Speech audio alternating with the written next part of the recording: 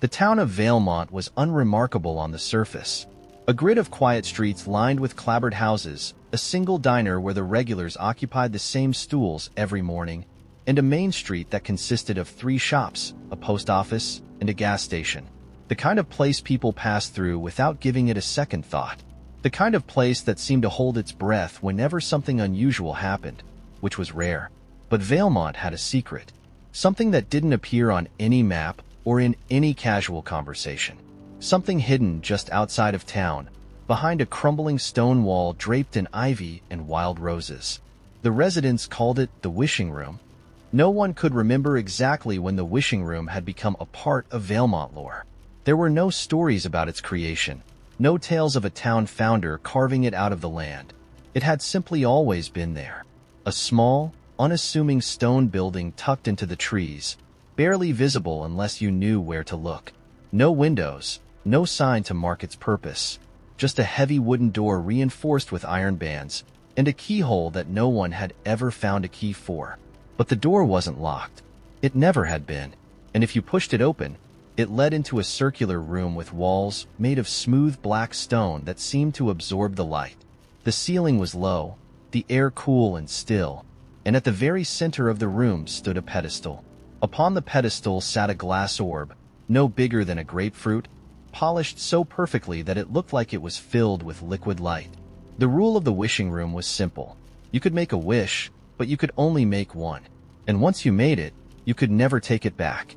The orb would glow faintly when your wish was heard, and then it would dim, signaling that the room was finished with you. No one knew how it worked, or if it worked at all. Some people said it was magic, while others insisted it was nothing more than a myth, an elaborate prank perpetuated by generations of bored teenagers. But the Wishing Room was real, and if you went inside and made your wish, something always happened. It just wasn't always what you expected. I first heard about the Wishing Room when I was 12, sitting on the porch of my grandfather's house while he whittled a small wooden bird with his pocket knife. The sun was setting, painting the sky in streaks of orange and pink, and he told me the story like it was a bedtime tale, his voice low and deliberate. He spoke about the Wishing Room as though it were alive, as though it could hear and understand every word you said. He told me about the time his friend Harold had wished to be the richest man in Valemont and woke up the next morning to find that every other resident had mysteriously left town, taking their money and possessions with them. Harold became the richest man in a town, with no one to share it with. My grandfather said Harold had boarded up his house not long after and moved away, leaving behind a yard overgrown with weeds and a mailbox stuffed with unopened letters. The Wishing Room doesn't grant wishes, my grandfather said, leaning back in his chair and examining his carving. It gives you what you think you want and makes you live with the consequences. For years, I thought about the Wishing Room as little more than a curiosity, a piece of local folklore to be told at bonfires or whispered during sleepovers. But as I got older, I began to wonder if there was more to it than stories.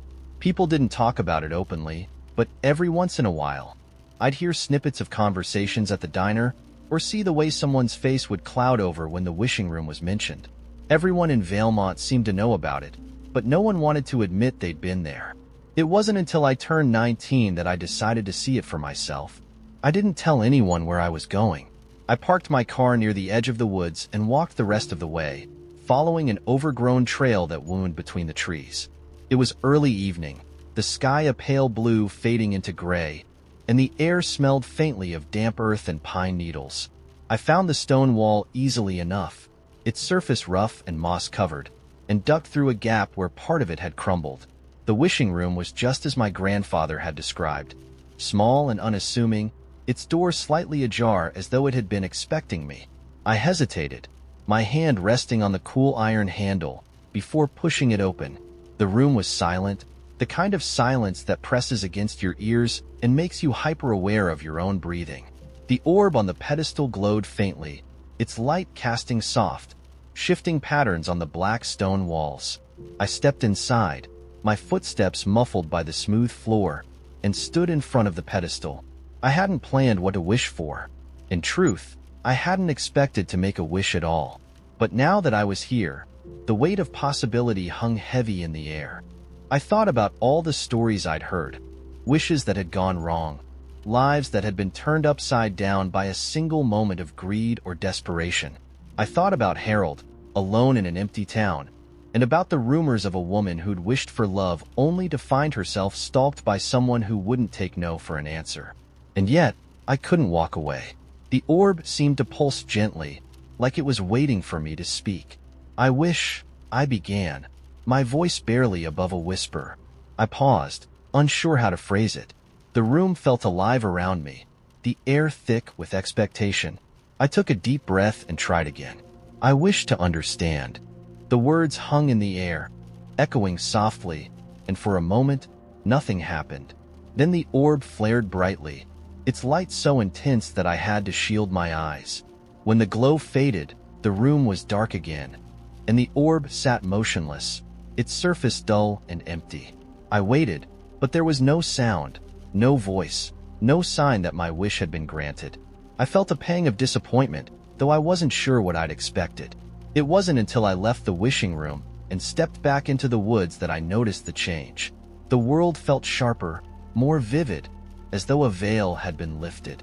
The colors of the trees seemed brighter, the rustle of leaves more distinct. But it wasn't just the forest. As I walked back to my car, I became aware of something deeper, something just beneath the surface of reality. It was a feeling, like seeing the edge of a shadow that didn't quite belong or hearing a melody hidden in the sound of the wind. Over the days that followed, the feeling grew stronger. I began to notice things I hadn't before. The way the birds moved in patterns that seemed deliberate, the way certain words seemed to carry an extra weight when spoken aloud.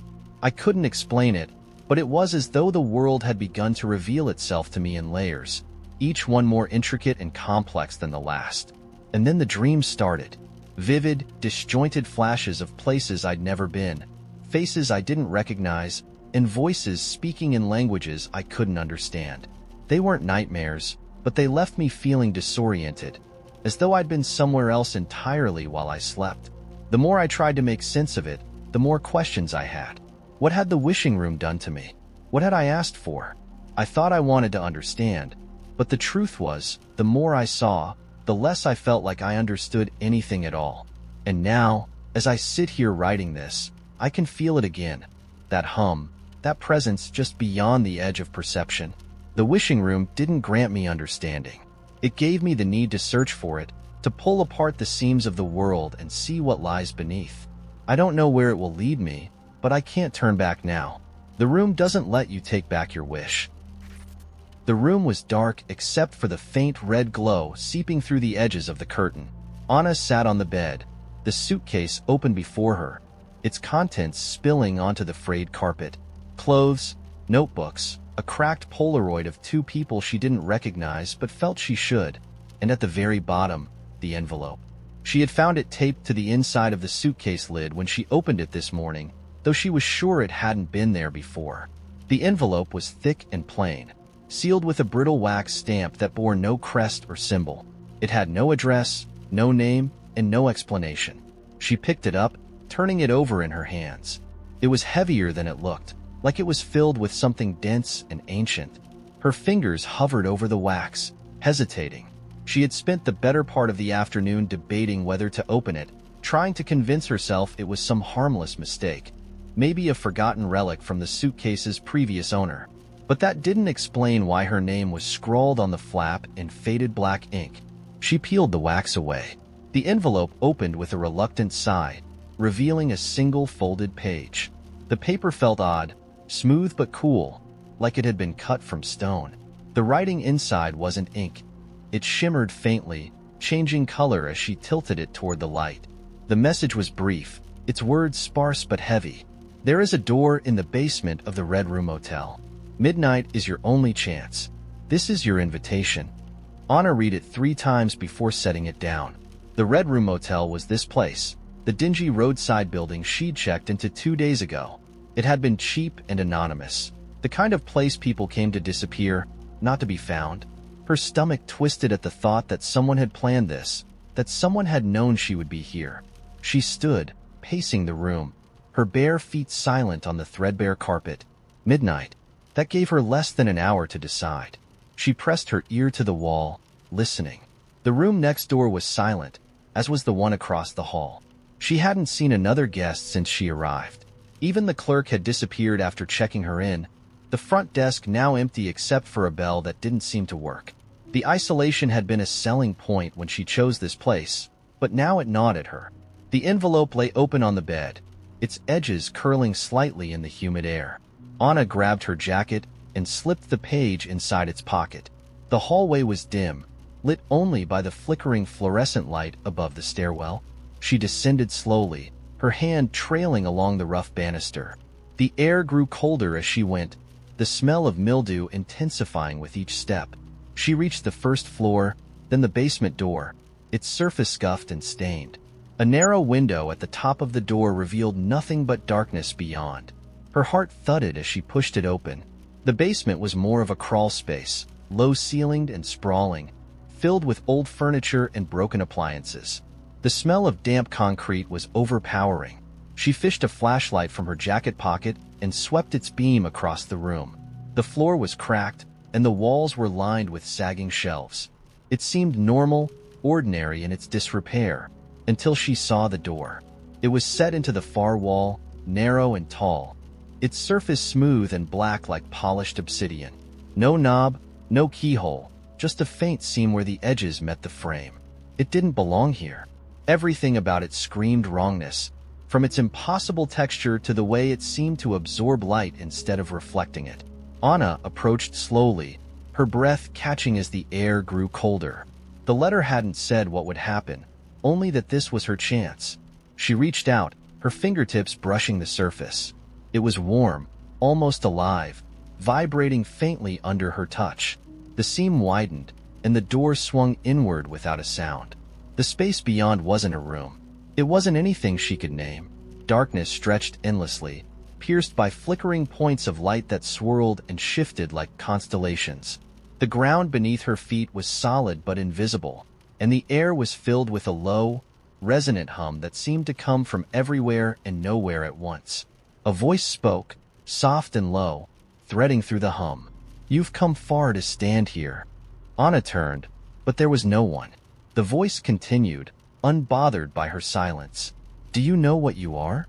Her pulse raced. "What do you mean?" "You are a thread," it said, the tone matter of fact. "A thread in a tapestry you cannot see. But some threads pull, and some break. You are a thread of choice." "What choice?" Anna asked, her voice shaking. "Do you wish to see?" the voice replied. The darkness swirled, the flickering lights gathering into shapes that became images. She saw herself as a child, running through a field of tall grass. As a teenager, sitting on a rooftop with a boy whose name she no longer remembered. As an adult, alone in an apartment filled with half-packed boxes. The images changed, showing lives she hadn't lived. A version of her standing at the altar in a sunlit church, another walking a crowded city street with strangers calling her name. Each vision overlapped the next, faster and faster, until they blurred into a single, pulsing light. "This is the tapestry," the voice said. "Every life you could live, every choice you might make. You can step through the door and weave a new thread, or you can turn back and remain as you are." Anna's head spun. "Why me? Why anyone?" the voice replied. "Because you were willing to open the envelope. That is enough."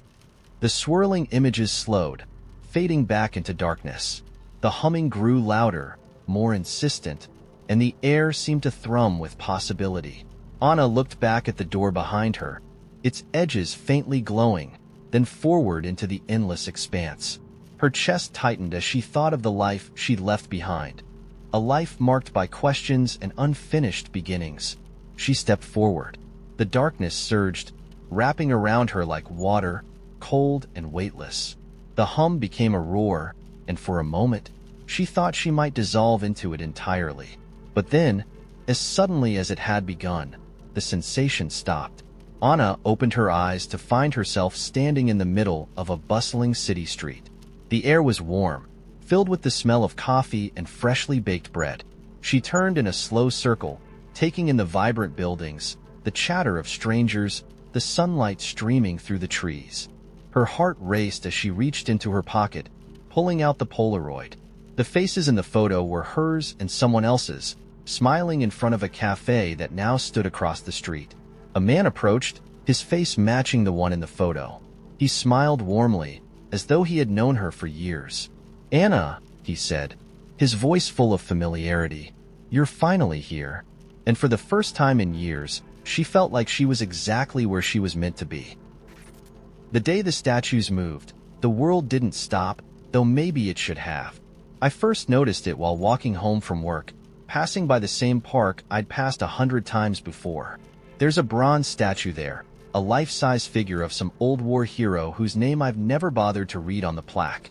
He stands in mid-salute, one hand resting on the hilt of a sword, the other raised high in the air.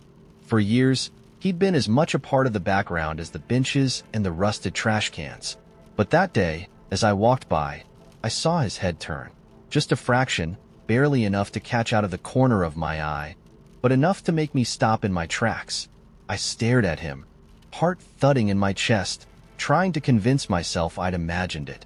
People were walking past me, heads down, earbuds in, not even glancing at the statue.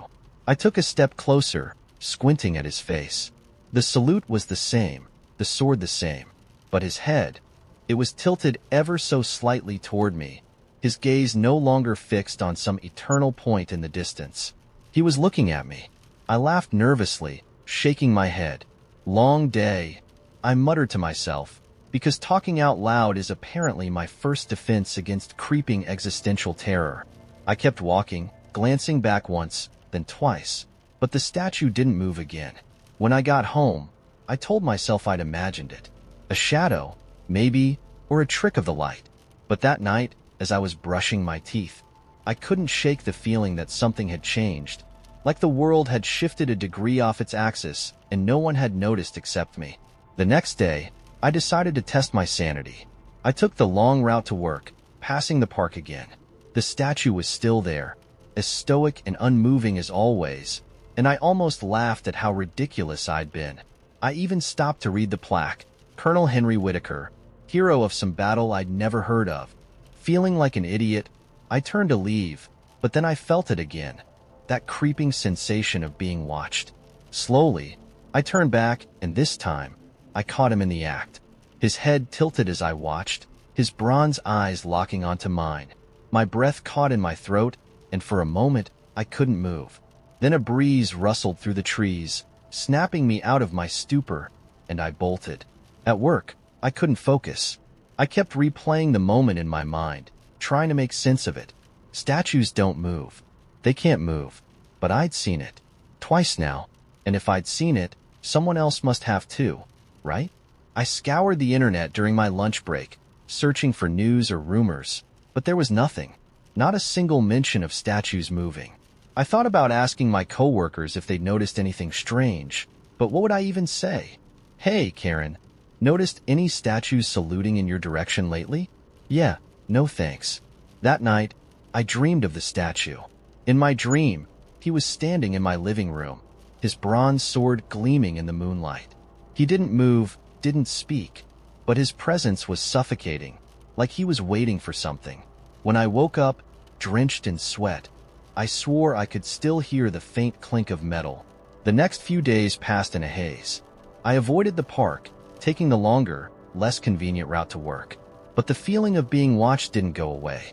I started noticing other statues, ones I'd never paid attention to before. The marble angel outside the library, the stone lion in front of City Hall, the stainless steel abstract thing in the courtyard of my office building. They were everywhere, and they all seemed different. Not moving, not exactly, just alive. Like they were aware of me in a way they hadn't been before. I told myself I was being paranoid, that I was just imagining things. But then, one night, I woke up to a noise in my apartment. A low scraping sound, like metal dragging against tile. My heart pounded as I crept out of bed, clutching my phone like a weapon. The sound was coming from the kitchen. I peeked around the corner, and there he was, Colonel Henry Whitaker, standing in the middle of my kitchen. His bronze sword was drawn, the tip resting on the floor, leaving a faint scratch in the tile. I froze, my mind racing. He didn't move, but his head was tilted in that same unnatural way, like he was studying me. I wanted to scream, to run, to do something, but my body wouldn't obey. Finally, I managed to stammer out, What do you want?" His gaze didn't waver, but after a moment, he raised his sword and pointed it at my front door. The message was clear, go. I didn't need to be told twice. Grabbing my coat and keys, I fled into the night, not stopping until I was halfway across town. I ended up at an all-night diner, nursing a cup of coffee I didn't want, my hands trembling so hard I could barely hold the mug. I kept looking over my shoulder, half expecting to see him standing outside the window, but he didn't follow me. The next day, I called in sick to work. I spent the entire day scouring the internet, desperate for answers. I searched for stories, legends, conspiracy theories, anything that might explain what was happening. And finally, I found something. It was buried deep in the darkest corners of the web, in a forum dedicated to urban myths and strange occurrences. The thread was titled The Watchers, and it was filled with accounts eerily similar to mine. Statues moving, watching, pointing. The people posting about it all claimed the same thing. The statues were trying to warn them. Warn them about what? The posts weren't clear. Some mentioned disasters, fires, floods, accidents that happened shortly after the statues appeared. Others talked about strange disappearances or unexplained deaths. But one thing was consistent. The statues only appeared to people who had been chosen. Chosen for what? No one seemed to know. That night, I didn't sleep. I sat in my living room, every light in the apartment on, waiting for something to happen. But the hours dragged by, and nothing did. When dawn broke, I almost let myself believe it was over. Almost. Then the knock came. It was slow, deliberate, echoing through the stillness of the morning. I opened the door, and there he was, Colonel Henry Whitaker, standing in the hallway like he belonged there. But he wasn't alone. Behind him, stretching down the corridor and disappearing into the stairwell, were more statues. Dozens of them. The angel from the library, the lion from City Hall, even the weird abstract thing from my office building. They were all there, watching me with unblinking eyes. Colonel Whitaker stepped forward, his sword raised, and for the first time, I saw something in his expression, urgency. He pointed the sword at me, then at the stairwell, and I understood. They weren't here to hurt me. They were here to take me somewhere. I don't know where they're leading me, or why. I don't know what I've been chosen for, or if I'll ever come back. But as I follow them into the unknown, one thing is clear. The world isn't what I thought it was. And maybe it never was. The diner was the kind of place you only noticed when you had nowhere else to go.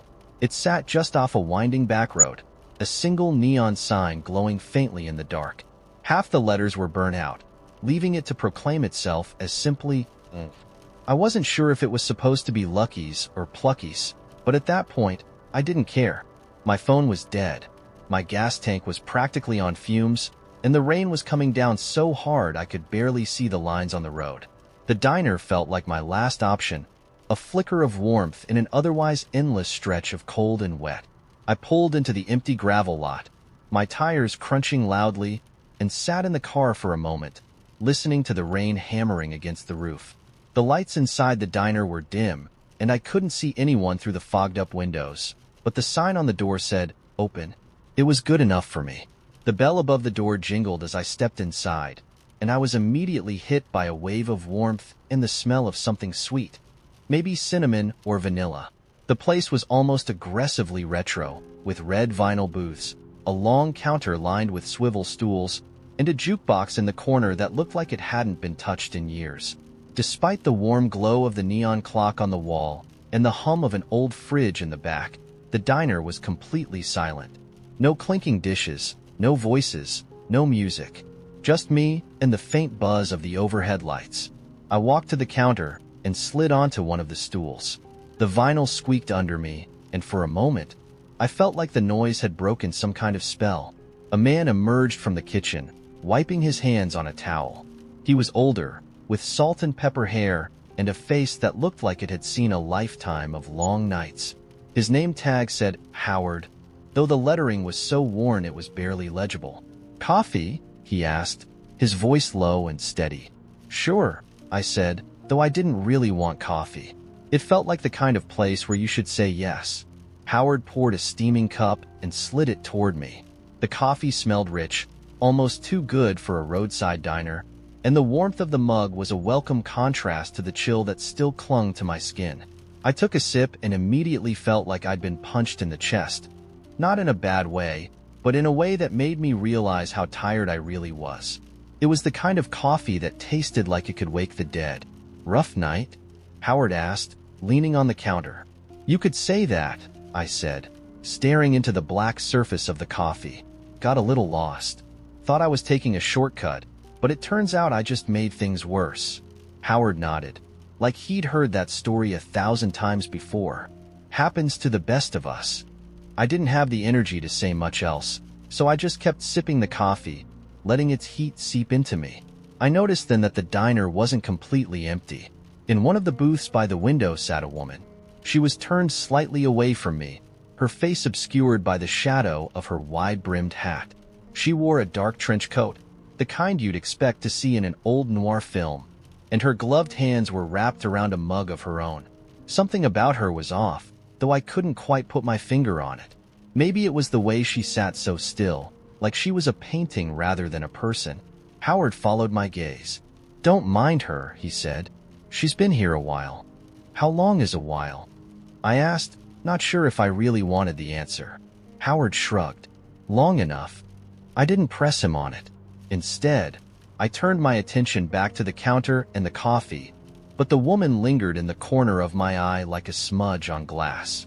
A couple of minutes passed in silence before I heard her move. Her chair scraped softly against the floor as she stood, and when I glanced over, she was walking toward the jukebox. Her heels clicked faintly on the tile, an oddly deliberate rhythm that seemed louder than it should have been. She stood in front of the jukebox for a moment, staring at it, then reached out and pressed a button. The machine flickered to life with a low hum, and a song began to play. Something slow and haunting, with a melody that seemed to wrap itself around the room. I didn't recognize it, but it felt familiar, like a half-remembered dream. "Nice choice," I said, trying to break the tension that had settled over the diner. She turned to look at me then, and I felt my breath catch in my throat. Her face was striking, not in a conventional way, but in the way it made you feel like you'd seen her somewhere before. Her eyes were a deep, unnatural shade of green, and her lips curved into a faint, knowing smile. "You shouldn't be here," she said, her voice soft but carrying an edge that made the hair on the back of my neck stand up. "Excuse me?" I asked, my voice coming out weaker than I intended. "This place," she said, gesturing around the diner. "It's not for you." I glanced at Howard, expecting him to chime in, but he was gone. The spot behind the counter where he'd been standing was empty, the towel he'd been holding now folded neatly on the counter. My stomach dropped. "What do you mean it's not for me?" I asked, trying to keep my voice steady. She tilted her head slightly, studying me like I was a puzzle she was trying to solve. "People only end up here when they've made a wrong turn, and not the kind you fix with a map." My heart started pounding, and I set the coffee mug down before my shaking hands could spill it. "I just got lost," I said. "That's all. I'll finish my coffee and leave." Her smile widened, but there was no warmth in it. "It's not that simple." The jukebox crackled faintly, the song skipping in a way that made my skin crawl. The neon sign outside buzzed louder, the glow seeping through the windows and casting strange, shifting shadows across the walls. "Listen," I said, standing up. "I don't know what kind of game this is, but I'm not playing." She stepped closer, her heels clicking softly, and for the first time, I noticed something strange about the floor beneath her feet. The tiles didn't reflect her shadow. "You don't remember, do you?" she asked, her tone almost gentle now. "That's why you're here. You've forgotten." "Forgotten what?" I demanded, my voice rising. She reached into her coat and pulled out a small, silver key. She held it out to me, the metal gleaming faintly in the dim light. "Take it," she said. I hesitated, every instinct in my body screaming at me to walk away. But something about the key felt familiar, like I'd held it before, like it belonged to me. I reached out slowly, my fingers brushing against the cold metal, and the moment I touched it, the room shifted. The walls of the diner seemed to stretch and twist, the ceiling rising higher and higher until it disappeared into darkness. The jukebox faded into silence, and the neon sign blinked out, leaving only the faint glow of the key in my hand. The woman was gone. Howard was gone. The booths, the counter, the smell of coffee, everything was gone. I was standing in an empty field under a sky so black it felt endless. The wind whipped around me, carrying whispers I couldn't understand, and in the distance, I saw a single door standing alone, its frame crooked and splintered. I knew, somehow, that the key in my hand would fit the lock. I started walking toward it, each step feeling heavier than the last, the whispers growing louder with every movement. I didn't know where the door would lead, or what would be waiting for me on the other side, but I also knew I didn't have a choice. The morning had a strange edge to it, the kind of energy you can't quite name but feel under your skin. I was walking through the industrial district of the city, a place where every building seemed to be competing to see which could look the most abandoned. It wasn't a part of town I usually visited, but I'd been chasing a cheap loft on Craigslist that turned out to be just a short walk from vibrant nightlife, which actually meant down the street from a condemned warehouse. The address was a bust, but I had time to kill before work, so I wandered, letting my boots scrape against the cracked pavement and trying to decide if I should just move to a city that didn't reek of ambition and mildew. That's when I noticed the door. It wasn't just any door. It was bright red, freshly painted, with a brass handle polished so clean it caught the dull sunlight. It was set into the wall of a gray, windowless building that seemed like it hadn't been touched in decades. There were no signs, no numbers, no indication of what might be on the other side. Just that red door, standing out like a single flower in a concrete wasteland. Something about it stopped me mid-step. I glanced around, expecting someone to appear and tell me to move along, but the street was empty. I walked closer, the sound of my boots suddenly louder in the silence. There was a tiny brass plaque above the handle, barely noticeable. It read, "Inquiries welcome." That was it. No business name, no hours, nothing else. I reached out to touch the handle but hesitated. My phone buzzed in my pocket, startling me. I pulled it out, my boss already asking where I was. I almost ignored it, almost stayed to open the door and see what lay beyond, but practicality won. I took one last look at the door, made a mental note of the street, and walked away. The day was a blur of emails and deadlines, and by the time I got home, the memory of the red door felt distant, like something from a dream. But the next morning, I found myself back in the industrial district without really deciding to go. The door was still there, just as I'd left it, red and vivid and completely out of place. This time, I didn't hesitate. I grabbed the handle and pushed it open. Inside, I found a small, dimly lit room that looked like a cross between a vintage boutique and a forgotten library. Shelves lined the walls, filled with objects that seemed plucked from entirely different lifetimes. An antique typewriter, a crystal ball, a violin with strings so fine they glimmered like spider silk. The air smelled faintly of old books and lavender. At the center of the room stood a single desk, and behind it sat a man with round glasses perched on the tip of his nose, scribbling in a notebook. "Ah," he said without looking up. "You've arrived. Good timing." I froze in the doorway. Arrived for what?" He glanced up, smiled warmly, and gestured to the seat across from him. "For your inquiry, of course. Come in, come in. You're letting the draft in." Despite the strangeness of it all, I stepped inside and closed the door. The room was so quiet I could hear the faint scratch of his pen as he finished whatever he was writing. Finally, he capped the pen and looked at me, folding his hands on the desk like we were about to negotiate something important. "Now then," he said, "what is it you're looking for?" I blinked at him. "What I'm looking for?" "Yes," he said patiently. "Everyone comes in looking for something. Sometimes they don't even know what it is until they're here, but that's part of the fun, isn't it?" I wanted to laugh, but something about his calm demeanor made me feel like I should take him seriously. I thought about saying I wasn't looking for anything, that I'd just been curious about the door, but the words caught in my throat.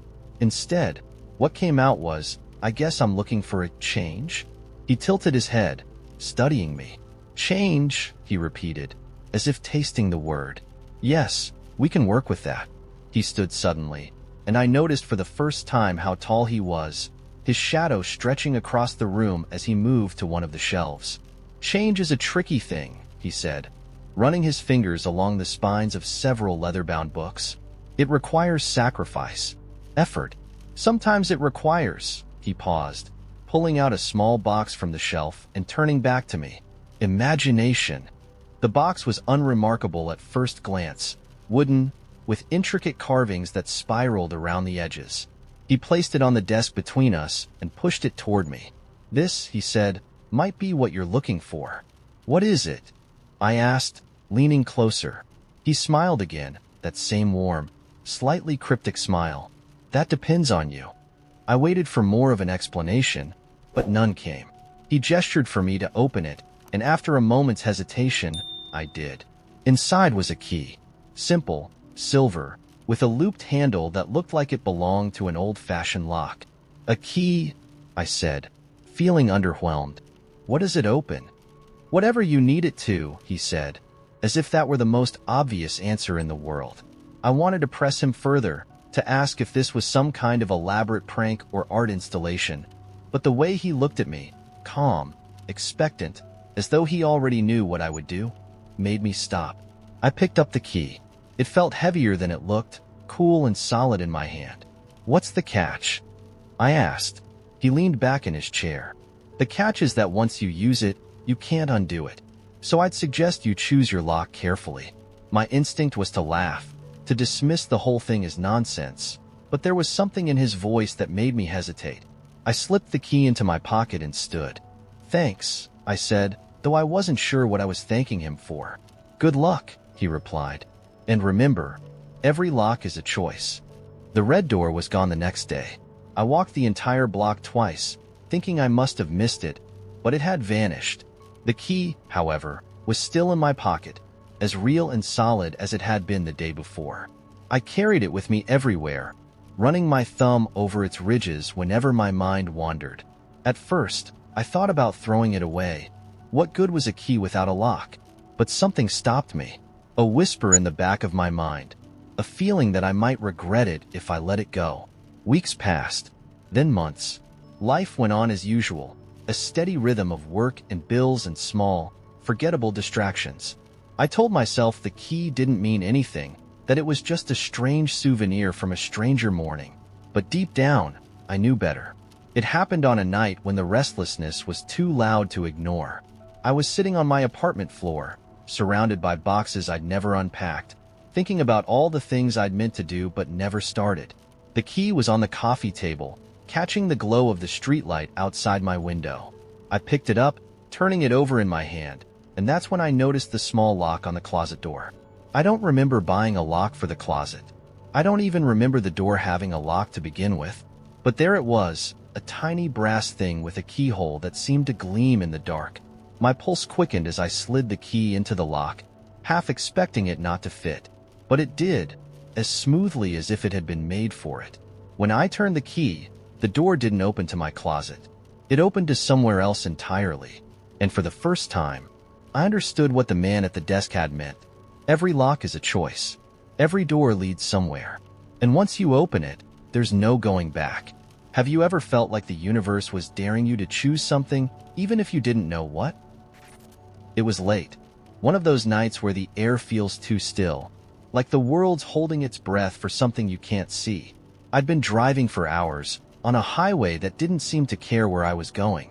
The kind of road trip you take not because you want to get somewhere, but because you need to leave where you've been.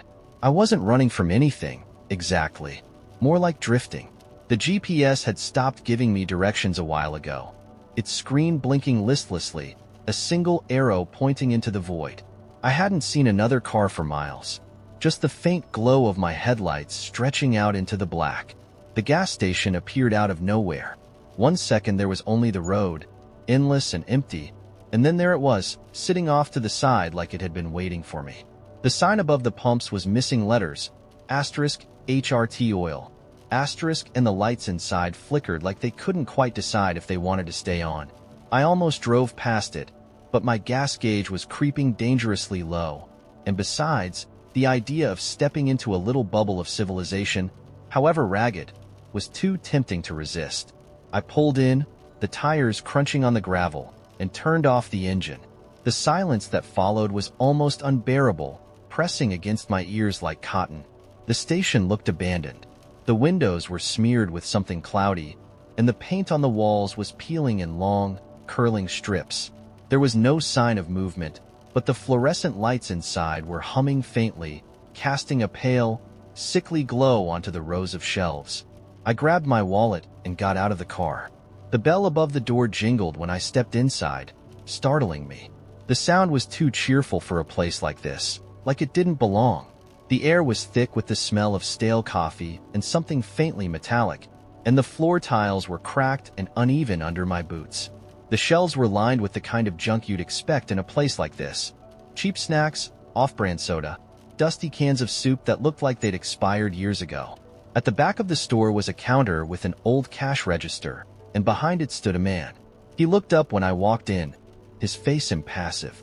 He was older, maybe mid-60s, with a weathered kind of look, like he'd been carved out of the wood paneling behind him.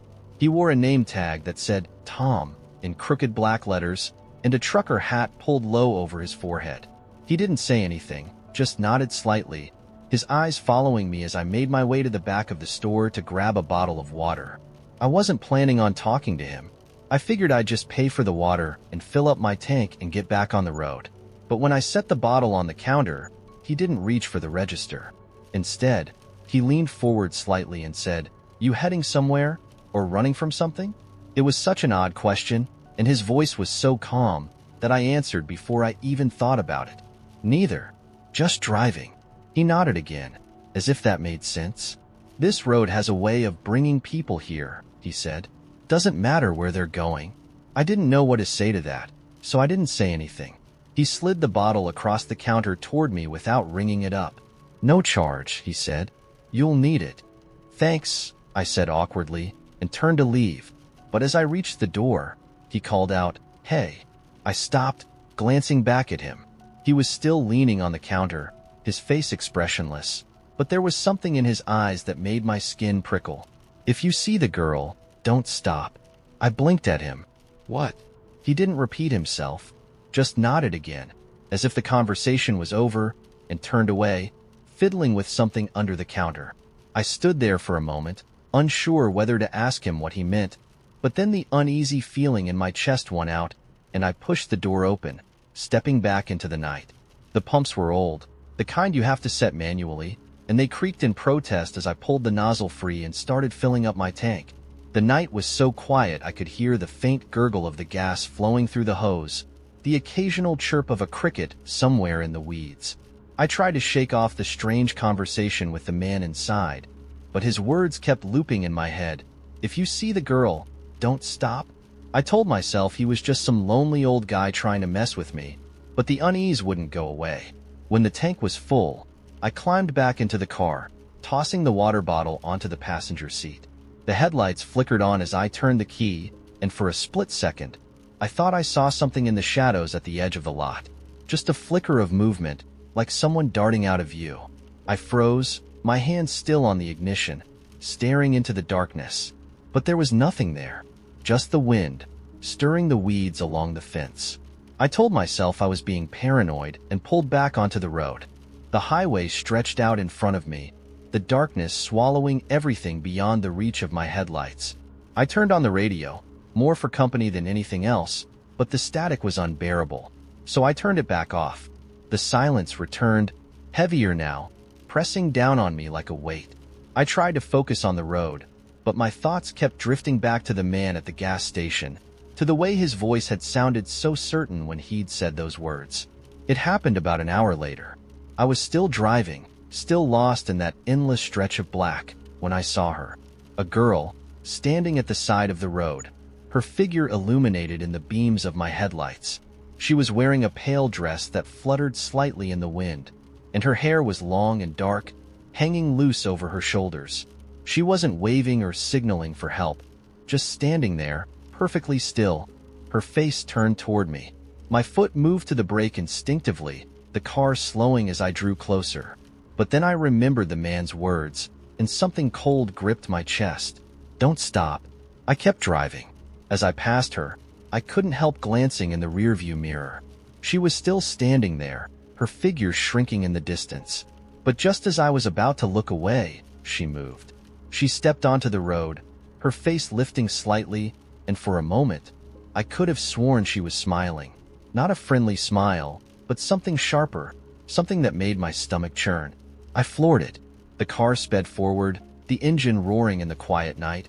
But even as the road stretched out in front of me, I couldn't shake the feeling that I wasn't alone anymore. My hands tightened on the wheel, my knuckles white, and I forced myself not to look in the mirrors, not to check if she was still there. Eventually, the feeling faded, though it never really went away. I kept driving until the sky began to lighten, the black giving way to a washed-out gray. When I finally pulled into the parking lot of a cheap motel, I was so exhausted I could barely stand. I checked in without speaking to the clerk, collapsing onto the bed fully clothed, the bottle of water still unopened on the passenger seat. I never saw her again, never went back to that gas station, either.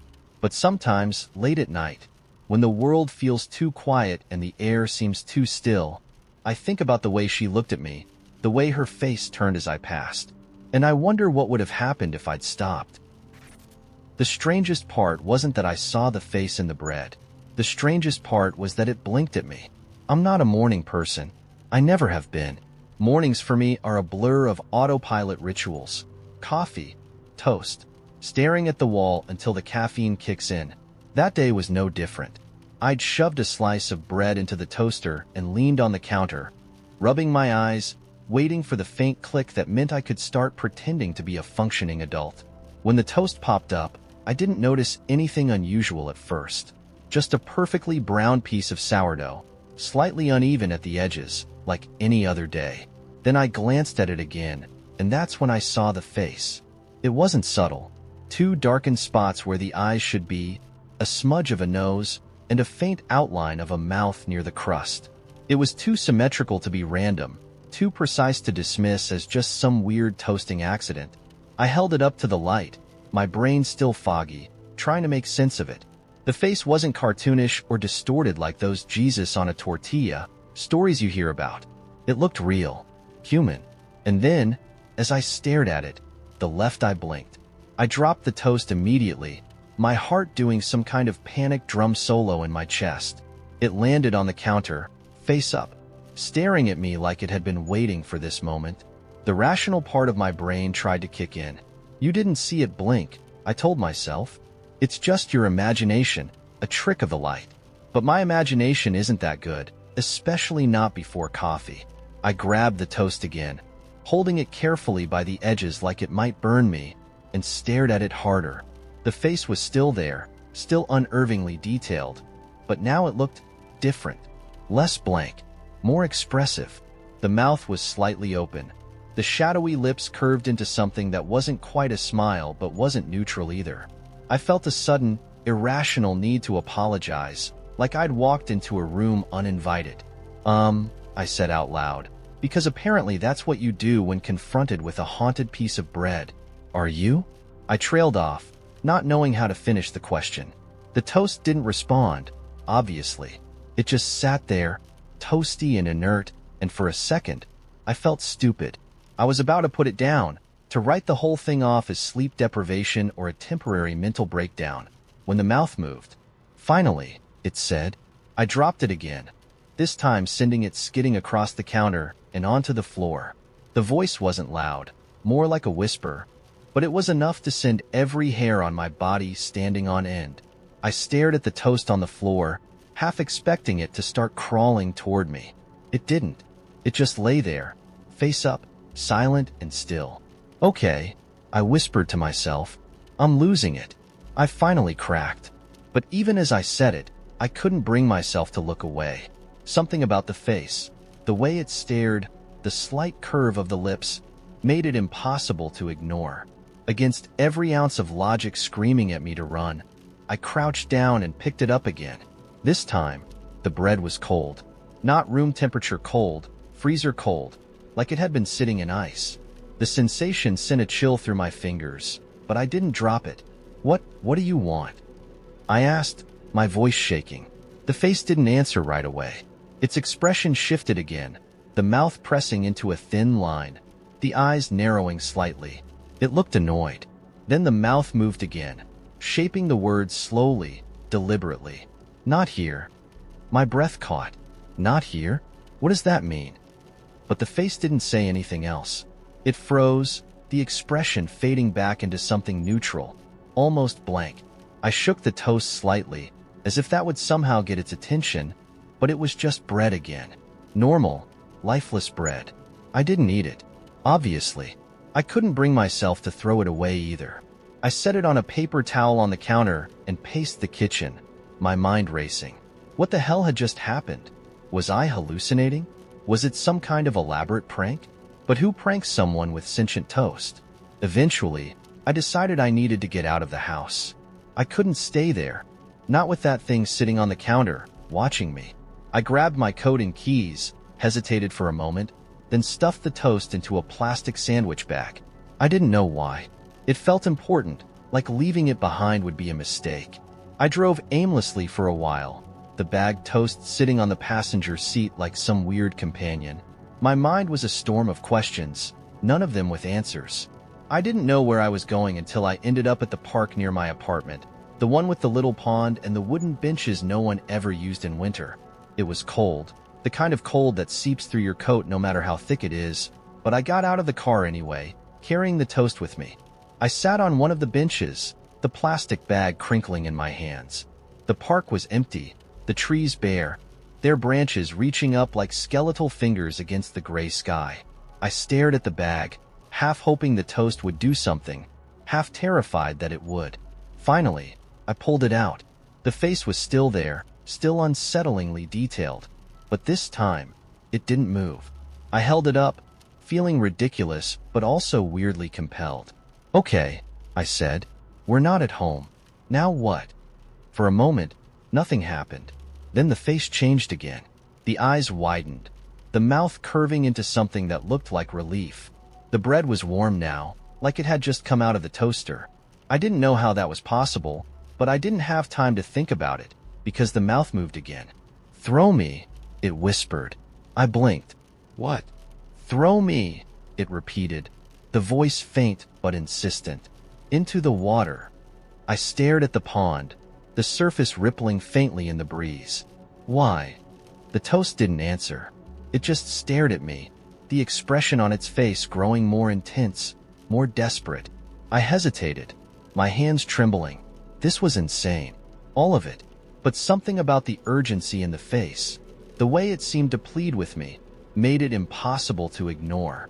Taking a deep breath, I stood up, walked to the edge of the pond, and hurled the toast as far as I could. It hit the water with a faint splash, bobbing on the surface for a moment before sinking slowly, the face staring up at me until it disappeared beneath the ripples.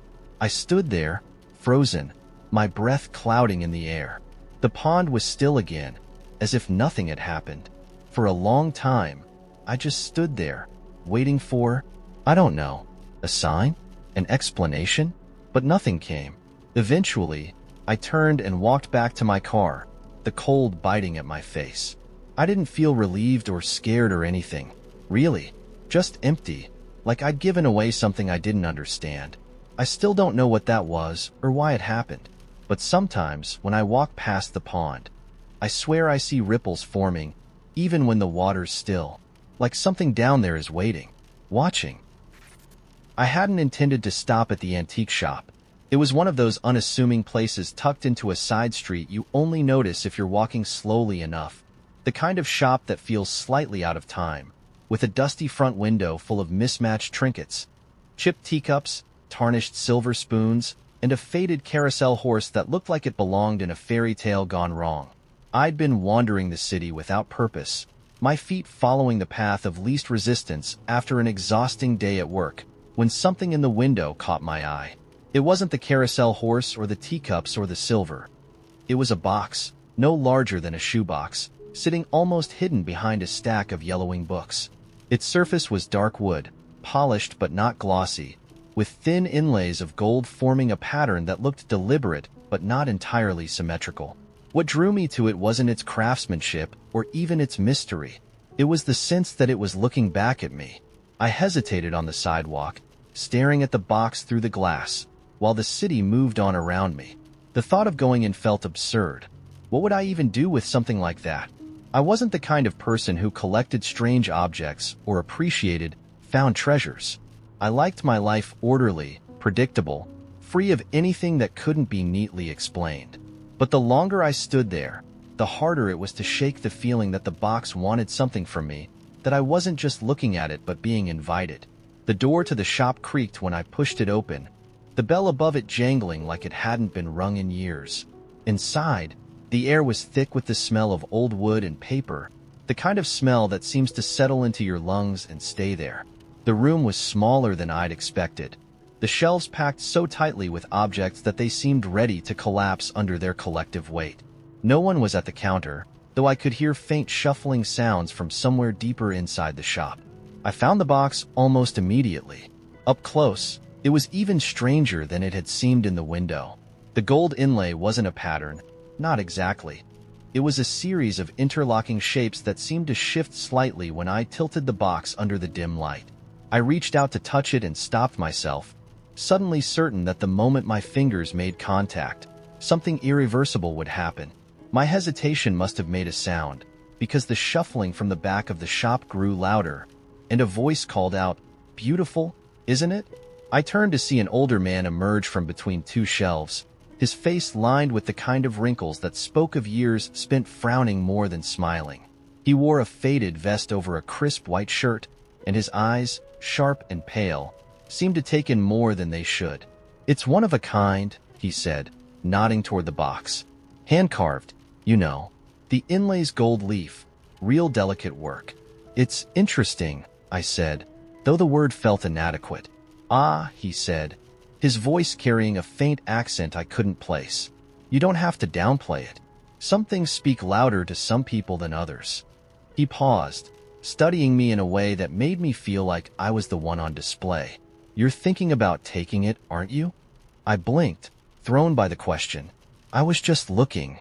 "Looking is where it starts," he said, and for a moment, his expression shifted. Something between amusement and pity. "Pick it up, if you like. It won't bite." I wanted to say no, to walk out and forget about the box and the shop and the way this man seemed to know more than he should. But my hand moved on its own, as if pulled by an invisible thread. The wood was cool under my fingers, the edges smooth, and when I lifted it, the box was heavier than it looked. For a moment, nothing happened, and I felt a faint wave of disappointment, as if I'd expected some kind of revelation. Then I heard it, a faint hum, so soft it was almost inaudible, like the sound of a faraway bell ringing underwater.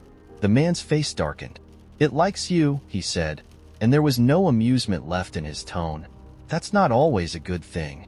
I set the box down quickly, as if it had burned me, but the hum didn't stop. If anything, it grew louder, though the man didn't seem to hear it. "What is it?" I asked, my voice unsteady. He didn't answer right away. Instead, he reached behind the counter and pulled out a small, leather-bound book.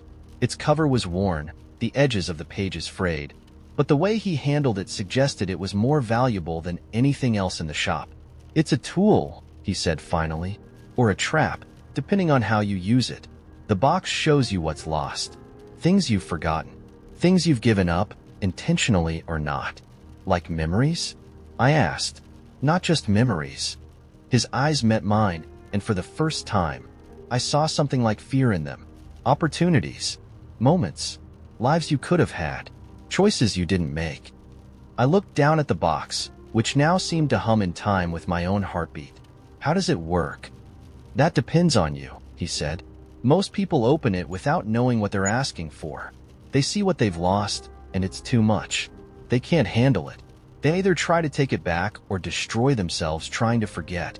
He paused, his voice softening. "But some people find something they didn't know they needed. A piece of themselves they thought was gone forever." The weight of his words settled over me like a fog. I wanted to leave, to put the box down and walk out into the safety of the street, but I couldn't. Something in me had already been hooked, a part of me that I hadn't even known was looking for anything. What happens if I open it? That, he said, is a choice only you can make. I hesitated, the box heavy in my hands. The hum grew louder, almost urgent, and I felt the faintest pressure, like the box itself was leaning toward me. Finally, I took a deep breath and lifted the lid. The world around me vanished. I wasn't in the shop anymore. I wasn't anywhere. I was standing in a vast, empty space, dark and endless, with faint threads of light weaving through the air like veins. The threads pulsed faintly, and as I reached out to touch one, an image burst into my mind. My childhood bedroom, the smell of rain on the roof, my father's voice calling me downstairs for dinner. The thread slipped away, and another came closer. This time, it was different. Me standing on a stage I'd never been on, under lights I'd never felt, holding a script I'd never read. My heart ached with the weight of it, with the realization that this wasn't just a memory. It was something that could have been, a path I hadn't taken. Thread after thread came to me, each one unraveling a piece of me I'd forgotten or ignored or buried. Some were small, smiling at a stranger I'd passed on the street, turning left instead of right. Others were massive, relationships I'd let crumble, dreams I'd abandoned. Each one left me hollow and full at the same time, overwhelmed by the sheer enormity of what I'd lost. When I finally let go of the last thread, I found myself back in the shop, the box still in my hands. The man was watching me, his expression unreadable. "Well?" he asked. I didn't answer. I couldn't. My chest felt tight, my throat raw, but there was something else too, something lighter, like a knot had been loosened. I set the box down gently and turned to leave. "Remember," he called after me, "not everything lost is meant to be found." I didn't look back. The box stayed in the shop, but the thread stayed with me, faint and persistent, woven into the fabric of who I was. Some days, I wonder if I should have left the lid closed. Other days, I wonder if it had been waiting for me all along. Have you ever been shown the pieces of yourself you'd forgotten? The ones you weren't sure you wanted to remember? And if you were, could you put them back down? When I was 11, my parents sent me to spend the summer with my Uncle Roy. They said it was because he needed help on the farm, but I think they just needed a break from me. I was going through what my mom liked to call my question phase, which meant I wouldn't stop asking things like, why do we even need school? And if the sun is so hot, why doesn't it burn itself up? My dad told me I'd find answers in the hard work of the countryside. What I found instead was something no one could have prepared me for. Uncle Roy lived in the middle of nowhere, in a crooked old farmhouse surrounded by fields that stretched so far you could almost believe they never ended. He was a wiry man with leathery skin and a permanent squint, like he was always staring directly into the sun. The kind of person who didn't waste words or time. He shook my hand when I arrived, handed me a pair of muddy boots, and said, "Chores start at sunrise. Don't be late." The first few days were a blur of blisters and exhaustion. I shoveled hay, carried buckets of water, and learned how to avoid stepping in things that would ruin my sneakers forever. Uncle Roy wasn't cruel, but he wasn't warm either. He had a way of barking orders that made you move faster, even if you weren't entirely sure what you were supposed to be doing. By the end of each day, I was too tired to complain, which I think was part of his plan. It wasn't until the end of my first week that I noticed the shed. It sat at the far end of the property, half hidden behind a cluster of overgrown bushes. The wood was dark and warped, the roof sagging under the weight of years. I'd walked past it a dozen times without thinking much about it, but that day, something made me stop. "What's in there?" I asked Uncle Roy at dinner. He didn't look up from his plate. "Nothing you need to worry about." I tried again the next day, and the day after that, but his answer was always the same. "Nothing you need to worry about." Of course, that just made me more curious. One afternoon, while Uncle Roy was fixing the tractor and the sun was baking the fields into a dusty haze, I decided to take a closer look. The door to the shed was padlocked, but the wood was so old I could see through some of the gaps. Inside, it was dark and cluttered, but I could just make out the shapes of strange objects leaning against the walls. Things that didn't belong on a farm, tall, jagged silhouettes with twisted edges, like sculptures from some abstract art exhibit. I pressed my face closer, trying to get a better look, when I heard Uncle Roy's voice behind me. "Didn't I tell you not to worry about it?" I jumped so hard I nearly knocked the door off its hinges.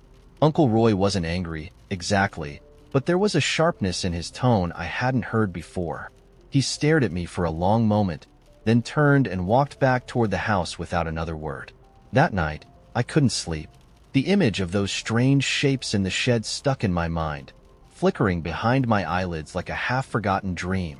I decided I had to know what was in there, even if it meant breaking a few rules. The next morning, while Uncle Roy was in town picking up supplies, I grabbed a flashlight and made my way back to the shed. The padlock was too strong to break, but one of the wooden slats near the bottom of the door was loose. With a bit of effort, I managed to pry it open just wide enough to crawl through. Inside, the air was cool and damp, heavy with the smell of earth and rust. The sunlight barely reached through the cracks in the walls, so I flicked on my flashlight and swept the beam across the room. The sculptures were even stranger up close. They were made of metal and wood, twisted together in impossible shapes, like someone had taken the skeletons of machines and melted them into new forms. One looked like a giant hand, its fingers curled into a loose fist. Another resembled a bird with jagged wings, its body hollow and rusted. But the thing that caught my attention was in the center of the room. It was a box, about the size of a suitcase, with gears and wires spilling out of it like spilled guts. On top of the box was a handle, and next to the handle was a small plaque with a single word etched into it, Reckoner. I had no idea what it meant, but the word sent a shiver down my spine. Before I could think twice, I reached out and grabbed the handle.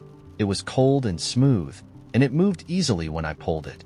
The gears inside the box whirred to life, spinning faster and faster until the whole thing started to hum.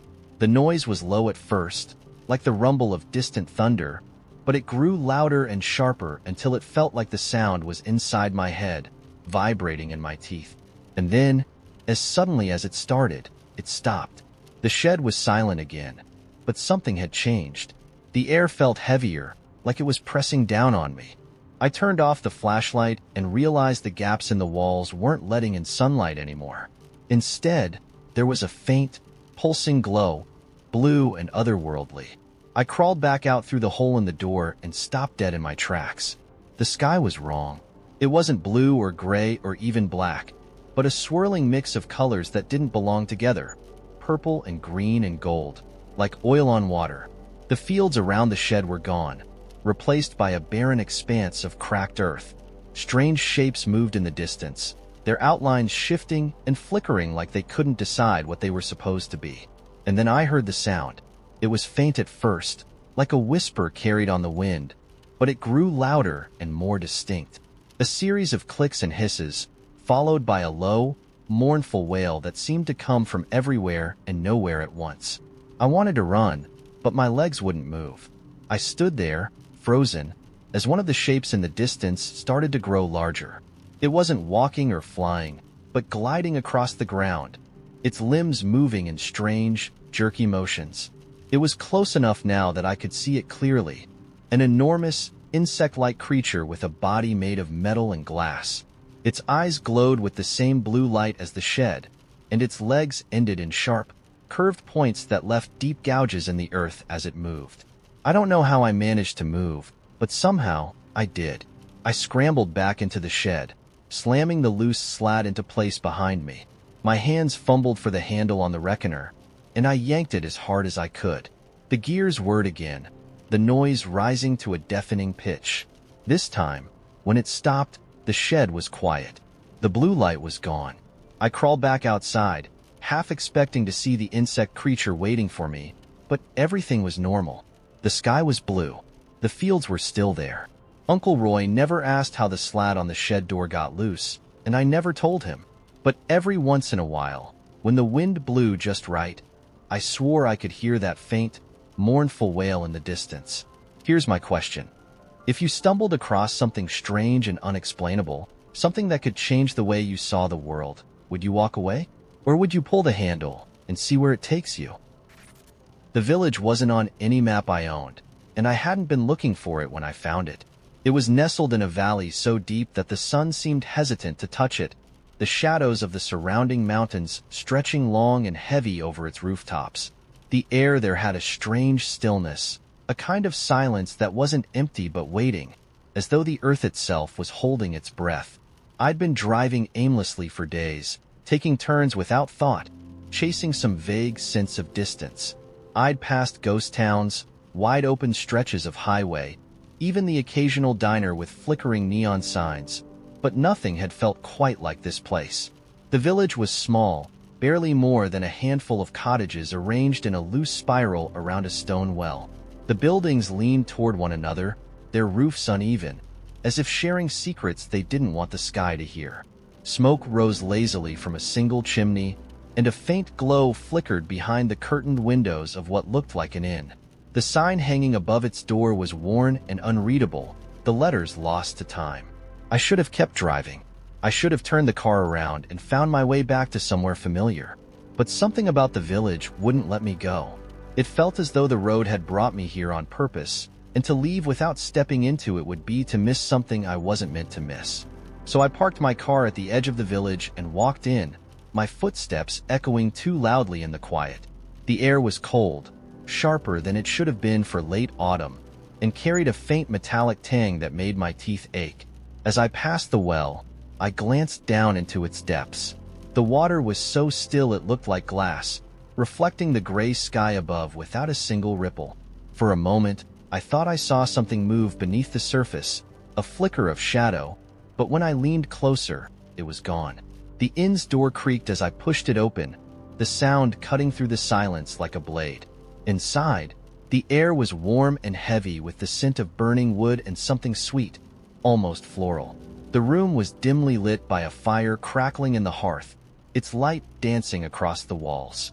A man stood behind the counter, his face weathered and lined like an old map, his eyes a pale, washed-out blue that seemed almost translucent. He didn't look surprised to see me. "Traveler," he said, nodding slightly. His voice was low and rough, like stones scraping against one another. I hesitated, unsure what to say. "I wasn't expecting to find a place like this," I said finally. "Few do," he replied. "But the road has a way of bringing people where they need to be." The way he said it made my skin prickle. He gestured to a table near the fire, and I sat without protest, the chair creaking beneath me. "You look tired," he said, disappearing into a back room before I could respond. He returned a moment later with a steaming cup of something that smelled faintly of herbs and honey. "Drink," he said, setting it down in front of me. I took a cautious sip.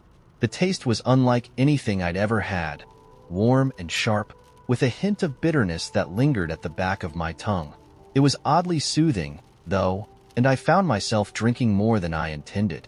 "Do many people come through here?" I asked, setting the cup down. "Not many," he said, leaning against the counter.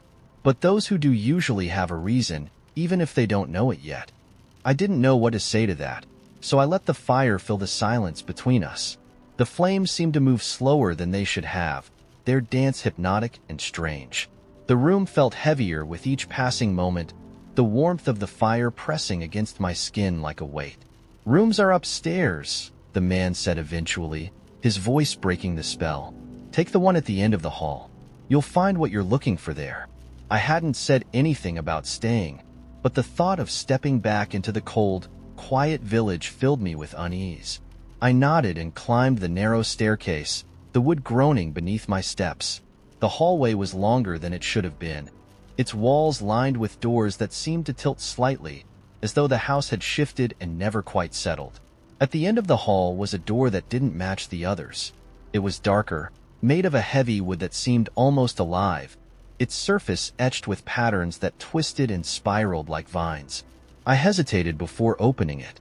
The air on the other side was cooler, tinged with the same metallic tang I'd noticed earlier.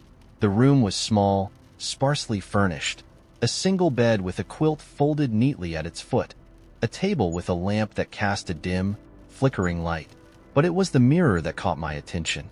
It hung on the far wall, its frame ornate and gilded, out of place in the otherwise simple room. The glass wasn't reflective in the usual way. It seemed deeper, darker, as though it held more than just a reflection. I stepped closer, my own face coming into view, but it didn't feel like my reflection. It felt like something watching me from the other side. The longer I looked, the more the reflection seemed to shift. My face remained, but the room behind me wasn't the one I was standing in. The walls were stone, lit by flickering torches, and there was movement in the shadows. Figures I couldn't quite make out, their shapes dissolving before I could focus on them. I reached out, my fingertips brushing the cool surface of the glass. The moment I touched it, the world around me fell away. I was standing in the room from the reflection now, the air damp and cold, the sound of dripping water echoing somewhere in the distance. The figures were clearer now, though still hard to define. Tall and thin, their limbs bending in ways that didn't make sense. They didn't seem to notice me, their movements slow and deliberate, like they were searching for something. I turned to look back at the mirror, but it was gone. The room stretched endlessly in all directions, the walls shifting and pulsing as though they were alive. Panic rose in my chest, and I started walking, my footsteps muffled by the damp stone beneath me. The figures didn't follow me, but I felt their presence, their shapes flickering in the corners of my vision. The hallway twisted and turned, the air growing heavier with each step. Finally, I came to a door. Its surface the same dark, twisting wood as the one upstairs. I pushed it open, and I was back in the room at the inn, the mirror hanging on the wall as though nothing had happened. My heart was racing, my skin damp with sweat. I turned to the door, expecting to see the long, twisting hallway, but it was just a plain wooden door now, the patterns gone. I left the room without looking back, descending the stairs 2 at a time. The man was still behind the counter, his pale eyes following me as I crossed the room. "You found it then," he said, his voice calm and steady. "I don't understand," I said, my voice shaking. "You don't need to," he replied. "Not yet." I wanted to demand answers, to ask what had just happened, but the look in his eyes stopped me. I left the inn and stepped into the village, the cold air biting at my skin. The car was where I'd left it, but the village felt different now. The shadows were longer, the silence deeper. I got in and started the engine, the sound breaking the stillness like a scream. As I drove away, I glanced in the rearview mirror. The village was gone, replaced by an endless stretch of forest. But in the mirror, my reflection wasn't alone. There was something else in the back seat, its shape flickering and shifting, its pale eyes watching me. I didn't look back again. I first noticed something was different about the vending machine in the lobby on a Friday night. I was working late, trying to finish a presentation that had long since drained every ounce of creativity I'd had left. The office was quiet, except for the hum of the air conditioning and the occasional creak of someone's chair settling in the dark. By 9 o'clock, my stomach was growling so loudly that I could barely think. So I decided to hit the vending machine for a Snickers or, if I was feeling desperate, one of those sad, shrink-wrapped sandwiches nobody ever buys. The vending machine was one of those outdated relics with a keypad that barely lit up and a flickering display that looked like it was powered by the ghost of a dying battery. It had been in the building longer than I had, and I'd always thought of it as a necessary evil, unreliable, overpriced, and just functional enough to keep from being replaced. I dug into my pocket for some change, my fingers closing around 3/4, a nickel, and a lint-covered receipt. Perfect. Exactly enough for a candy bar. When I approached the machine, it greeted me with its usual blank, flickering screen, the little spiral coils taunting me with their promise of snacks. I punched in the code for a Snickers, D4, and watched as the coil slowly rotated. The candy bar nudged forward, teetered for a moment, and then stayed exactly where it was, mocking me from its perch on the edge of freedom. "Of course," I muttered, smacking the side of the machine. Nothing happened. I smacked it again, harder this time, but the Snickers refused to budge. Typical. Resigned to my fate, I stepped back, about to walk away, when the machine did something it had never done before. "Did you just hit me?" a voice said, low and grumbling, with a metallic edge that sent a chill down my spine. I froze, staring at the vending machine. Surely, I hadn't just heard that. Maybe I was overtired, my brain misfiring after too many hours of staring at PowerPoint slides. I shook my head and turned to leave. I asked you a question, the voice said again, louder this time. Did you hit me? I whipped around. The screen was still flickering, but now there were words scrolling across it, one at a time. Yes, you did. I blinked. I said, eloquently. Don't play dumb, the machine growled. You smacked me. Twice. You're talking to me? I asked, my voice barely above a whisper. Obviously, the vending machine snapped. And let me tell you, I don't appreciate being manhandled. Do I come to your desk and slam my metaphorical fists on your keyboard when I don't get what I want? No, I do not. I just wanted a Snickers, I stammered, feeling increasingly like I'd stepped into a Twilight Zone episode. Well, maybe if you'd been a little more polite, you'd have your Snickers by now, the machine huffed. But no, you had to get all violent about it. I wasn't being violent. I protested. I tapped you. Lightly. Lightly? The machine let out a derisive laugh. I felt that in my wiring. You don't even know what I've been through today. People pressing my buttons, shoving crumpled bills into me like I'm some kind of currency dumpster. It's exhausting. I stared at it, my mouth hanging open. I had no idea how to respond to an emotionally aggrieved vending machine. I didn't mean to upset you, I said finally, hoping that reasoning with it would get me my candy bar. There was a long pause, and then the screen flickered again, spelling out HMMMM. What does that mean? I asked. It means I'm thinking, the machine replied. You humans are always so impatient. Can't even wait 5 seconds for a decision. I glanced over my shoulder, half expecting someone to jump out and tell me this was all some elaborate prank. But the office was still empty, the dim light from my desk the only sign of life. Okay, I said cautiously. What's your decision? The machine let out a sound that could only be described as a mechanical sigh. Fine, it said. I'll give you your Snickers, but only because I'm in a generous mood. The coil turned again, and this time, the candy bar fell neatly into the tray. I bent down to grab it, half expecting it to disappear the moment I touched it, but it didn't. It was just a regular Snickers, slightly warm from the machine's internal lights. Thank you, I said, more question than statement. You're welcome, the machine replied. And next time, maybe try asking nicely before resorting to violence. Got it, I said, backing away slowly. I thought that would be the end of it, a weird, one-off incident I could chalk up to sleep deprivation. But the next day, when I passed the vending machine on my way to the elevator, it greeted me.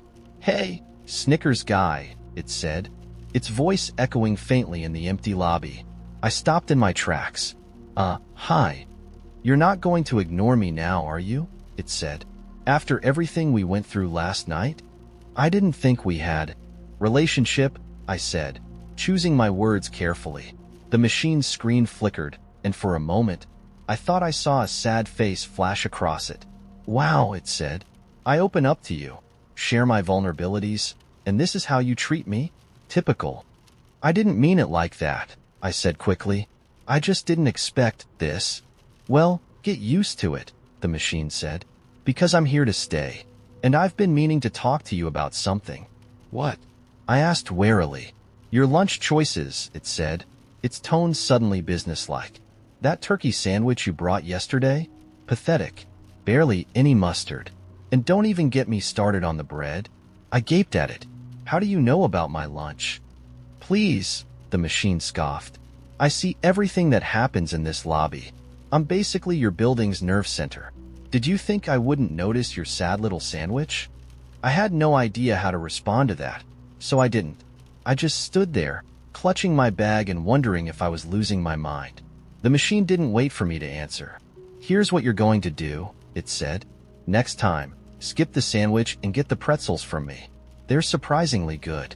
And maybe grab a water while you're at it. Hydration is important.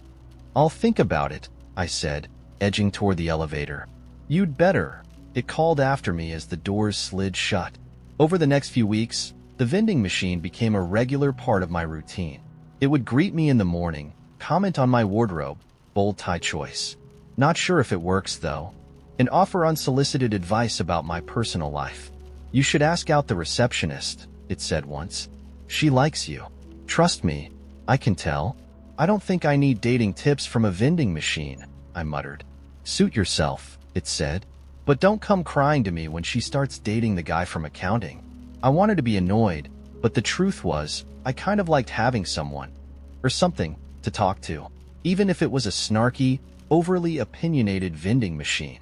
It was like having a weird, robotic friend who didn't care if I screwed up as long as I bought the occasional Snickers. And then, one day, the machine went quiet. No greeting when I walked past.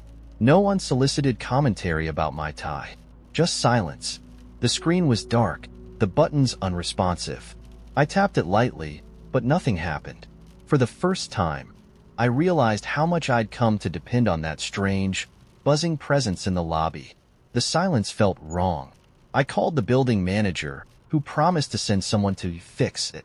When the repair guy arrived, I asked him what was wrong. Looks like the motherboard's fried, he said. Old machine. Happens all the time. Can you save it? I asked, a little too urgently. He gave me a strange look. I'll try. The next day, the vending machine was gone, replaced by a sleek, modern model with a touchscreen and a cheerful electronic voice. But it wasn't the same. It didn't know my name. It didn't comment on my tie. It didn't tell me which snacks were worth trying. I stood in front of it for a long time, feeling oddly bereft. And then, just as I was about to walk away, the screen flickered. For a brief moment, I thought I saw the words, "Miss me?" But then it was gone, replaced by a cheery animation of a spinning candy bar. I smiled. Maybe it wasn't completely gone after all. The envelope was waiting for me when I came back to my apartment that evening, leaning precariously against the doorframe. I lived on the 4th floor, and I didn't have a mailbox, not even a building mail slot. My neighbors were notorious for being lazy with deliveries, but this was different.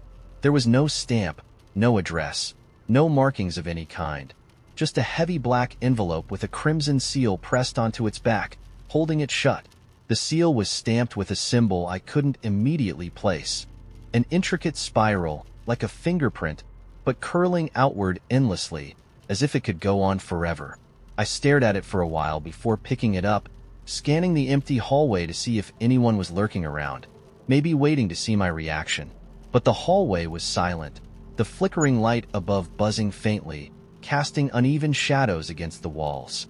I slid the envelope into my bag, suddenly hyper-aware of the way it seemed to weigh more than a simple piece of paper should, and stepped inside. The rest of my evening passed in a haze of routine. Microwave dinner, old episodes of sitcoms, scrolling through my phone without really absorbing anything. But the envelope stayed in the back of my mind, an itch I couldn't quite reach. Finally, as the city outside quieted down and the warmth of my couch began to lull me into a sleepy stupor, I pulled it from my bag and broke the seal. Inside was a single sheet of paper, thick and textured, almost velvety. The handwriting was elegant and precise, like the author had spent years perfecting every curve and flourish. You are invited to tonight's exhibition. Midnight. Room 508, Ashmere Building. Come alone. That was all it said. No RSVP, no explanation, nothing. The Ashmere Building wasn't far from my apartment, maybe a 15-minute walk. I'd passed it dozens of times on my way to work, a hulking, old brick structure that had been converted into an office complex. But why had I been invited? And by whom? I thought about ignoring it, tossing the envelope in the trash, and writing it off as some kind of prank. But the more I thought about it, the more a strange curiosity began to take hold. There was no real harm in going, was there? Worst case, I'd show up, find an empty room, and have a mildly interesting story to tell. At 11:45, I threw on my coat and stepped into the cold. The streets were quieter than usual, the faint sound of distant traffic muted by the crisp night air. The Ashmere Building loomed at the end of the street, its windows dark except for a single one near the top floor, glowing faintly like the last ember of a dying fire. The front doors were unlocked. The lobby was empty, lit only by a dim chandelier that cast weak, overlapping shadows on the marble floor. There was no security desk, no cameras, no one to stop me as I crossed to the elevator and pressed the button for the 5th floor. The ride up was smooth and silent, the faint hum of the elevator's mechanics the only sound. When the doors opened, I stepped into a narrow hallway lined with heavy wooden doors. Most were unmarked, but near the end of the hall, one door stood out. Room 508. The door was slightly ajar, and light spilled out into the hallway, soft, golden, almost alive. I hesitated, listening for any sounds inside. When none came, I pushed the door open. The room wasn't what I expected. It wasn't an office or a conference room, but a gallery. The walls were lined with paintings, each one illuminated by its own small spotlight. The air smelled faintly of oil paint and something sweeter, like lavender. The paintings were unlike anything I'd ever seen. At first glance, they seemed abstract, swirling colors and shapes that refused to settle into anything recognizable. But the longer I looked, the more the shapes began to coalesce, shifting and twisting in ways that didn't seem possible. One painting seemed to ripple like water, the brushstrokes breaking apart and reforming into fleeting glimpses of landscapes and faces. Another was a cascade of golden light that pulsed in time with my own heartbeat. There was no one else in the room, no artist waiting to explain their work, no curator to guide me. Just the paintings and the silence and the faint hum of something unseen. I moved from piece to piece, drawn to each one as if they were speaking to me in a language I didn't quite understand. One painting caught my eye more than the others. It was smaller than the rest, tucked into a shadowed corner, and at first, I thought it was blank. But as I stepped closer, I realized it wasn't blank. It was a mirror. No, not a mirror. Not exactly. The surface was reflective, but it didn't show the room or the paintings behind me. Instead, it showed a street, one I recognized immediately. It was the street where I grew up, the narrow sidewalk shaded by tall, leaning oak trees. I leaned in, and the reflection shifted, pulling me deeper. I saw my old house, the cracked driveway, the garden my mother used to tend before she passed. And then I saw myself, a child, running barefoot through the yard, laughing. I hadn't thought about that day in years, but there it was, playing out in perfect detail. The memory was so vivid I could almost feel the sun on my skin, the sharp tickle of grass beneath my feet. A noise behind me broke the spell. I spun around, my heart pounding. The room was empty, but the door was closed now, and the faint golden light had dimmed, leaving the paintings shrouded in shadow. And then I noticed something else. The mirror, or whatever it was, had changed. The reflection no longer showed my childhood street. Instead, it showed me, standing in the room, staring back at myself. But there was something wrong. The reflection was moving, but I wasn't. It smiled. I stumbled back, my breath catching in my throat. The reflection stepped forward, pressing its hands against the other side of the glass. "Don't go," it said, its voice soft and familiar. I froze, my mind racing. The reflection's eyes were wide and pleading, but its smile didn't falter. "There's so much more to see," it whispered. I backed away, my hands fumbling for the doorknob behind me. The reflection pressed harder against the glass, the surface rippling like water. "Stay," it said louder this time. "You belong here." The doorknob turned under my hand, and I stumbled out into the hallway. The door slammed shut behind me, and I stood there, gasping for air, the golden light seeping out from under the door like smoke. I didn't wait to see if it would open again. The elevator took an eternity to arrive, and when it finally did, I practically threw myself inside, jamming the button for the ground floor. The ride down felt slower than it should have, the hum of the elevator too loud in the silence. When the doors opened, the lobby was dark. The chandelier was off, the marble floor swallowed by shadows. I didn't stop to question it. I ran out into the street, the cold air hitting my face like a slap, and kept running until the Ashmere building was far behind me. I didn't sleep that night. The next morning, I walked by the Ashmere building on my way to work, half convinced I dreamed the entire thing. But the building was there, just as it had always been, its windows dark and lifeless. Later, I tried to find information about the gallery online, but there was nothing. No exhibitions, no artist, no record of room 508 ever existing. But every now and then, when I close my eyes, I see the paintings. I hear the faint hum of the golden light, feel the warmth of the memory pulling me back. And sometimes, if I stand too close to the mirror in my apartment, I swear my reflection smiles just a little too soon. I'm not sure when I began seeing the door. At first, I thought it was a recurring dream, a harmless little glitch in the nightly shuffle of my subconscious. It would appear at the edges of my sleep, faint and blurred, like the afterimage of a photograph half-burned. The door wasn't remarkable in any way. It was plain wood, unpainted and unadorned, the kind you'd find in any old farmhouse. It had a single iron handle and no keyhole. When I tried to open it, it wouldn't budge. It wasn't locked. It simply didn't move, as though the idea of opening wasn't part of its design. Every time I woke up, I dismissed it as nonsense, another thread of midnight absurdity unraveling in the morning light. But then the door started following me. I first saw it while walking to work, in the middle of the city. I'd taken the same route for years, up the subway steps, past the deli with the hand-lettered chalkboard menus, through the square where buskers played folk songs no one really listened to. That day, the door was there, standing upright in the middle of the square, without walls or hinges to anchor it. People passed it without a glance, as if it were invisible to everyone but me. I stopped, staring. It was exactly as it had been in my dreams, plain, unpainted, unremarkable. My fingers itched to reach out, to see if it was real. Before I could move, a man bumped into me, muttering something about watching where I was going. When I looked back, the door was gone. That was when I realized the rules were shifting. The next time I saw it, I was in the grocery store. It was tucked between the shelves of canned soup and pasta, wedged awkwardly where no door had any right to be. The space around it seemed wrong, as though it had forced itself into a place it didn't belong, warping the shelves around it like a gravity well. I walked toward it, abandoning my cart in the middle of the aisle, but when I rounded the corner, it was gone again.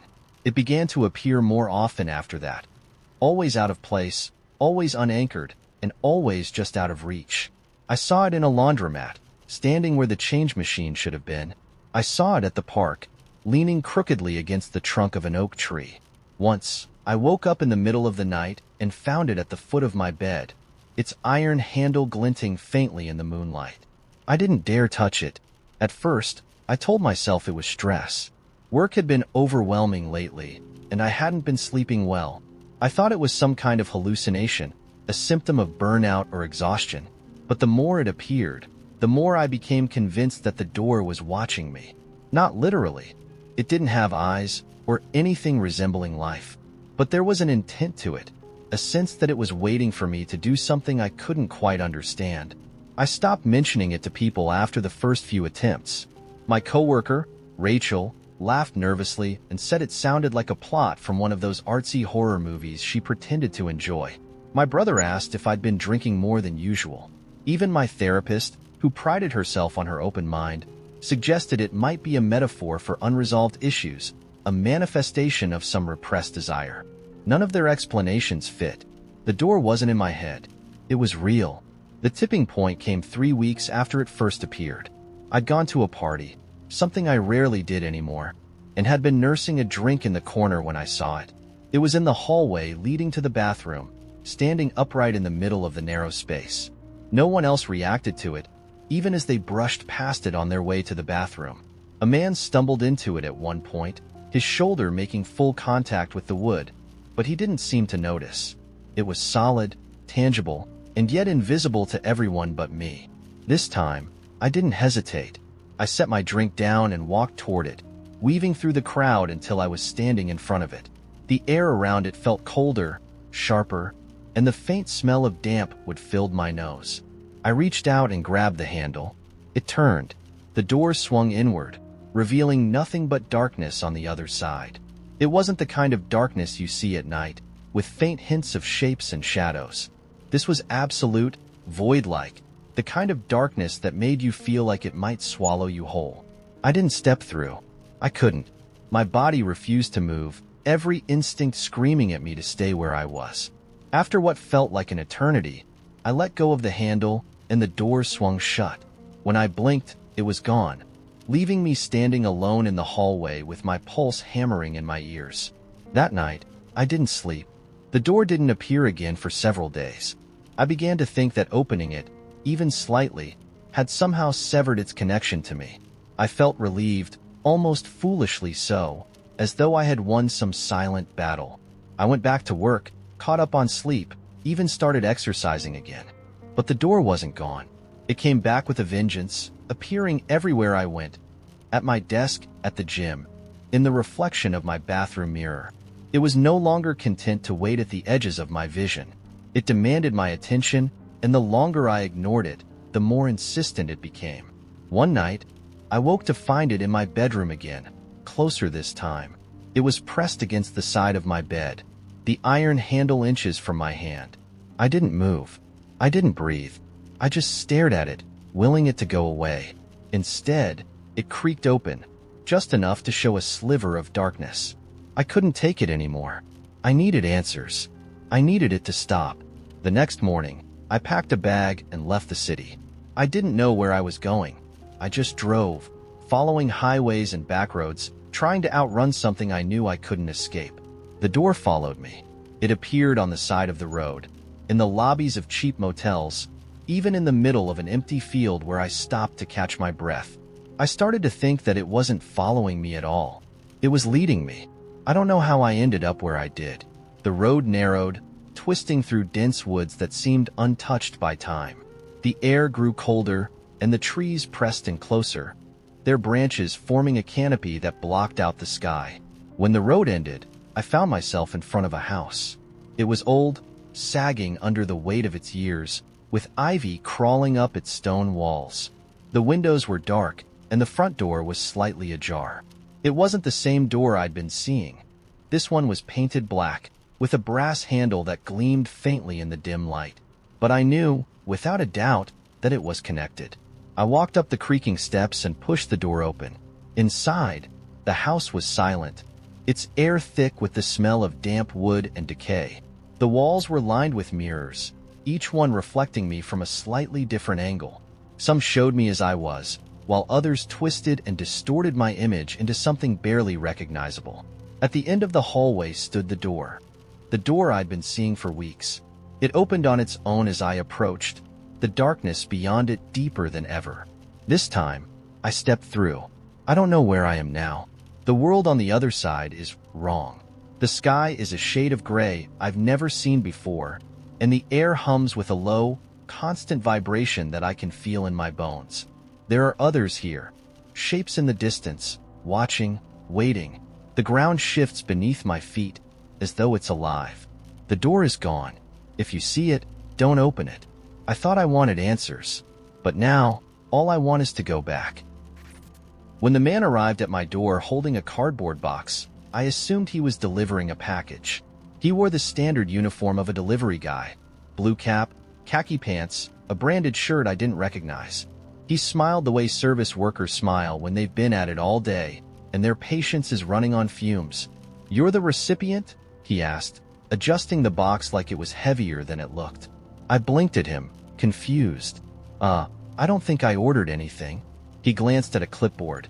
Yes, an actual clipboard, like it was still 1998, and nodded. "It's for you. No return address. Just a first name." He pointed to the box. Sure enough, there it was. My name, scrawled in shaky black marker.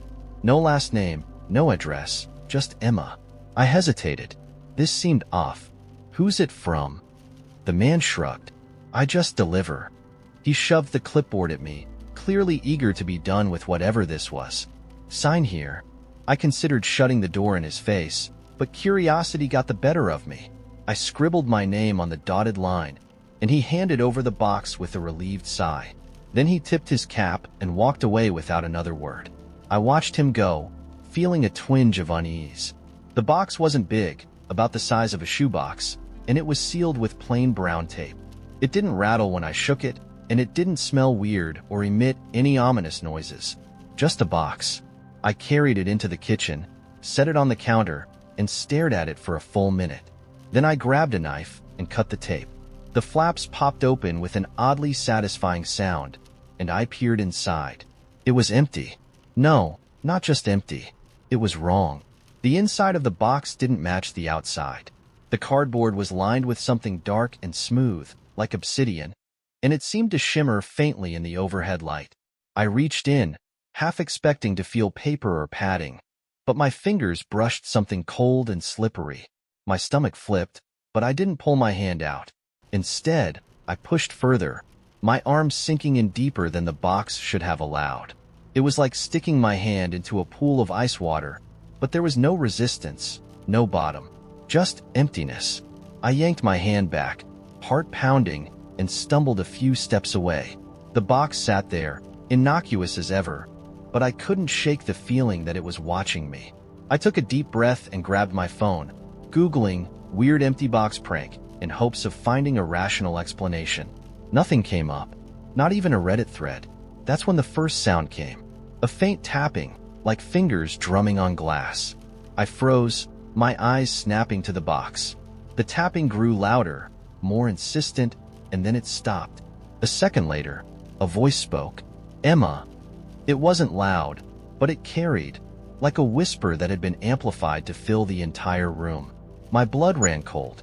The voice wasn't coming from the box. It was coming from inside my head.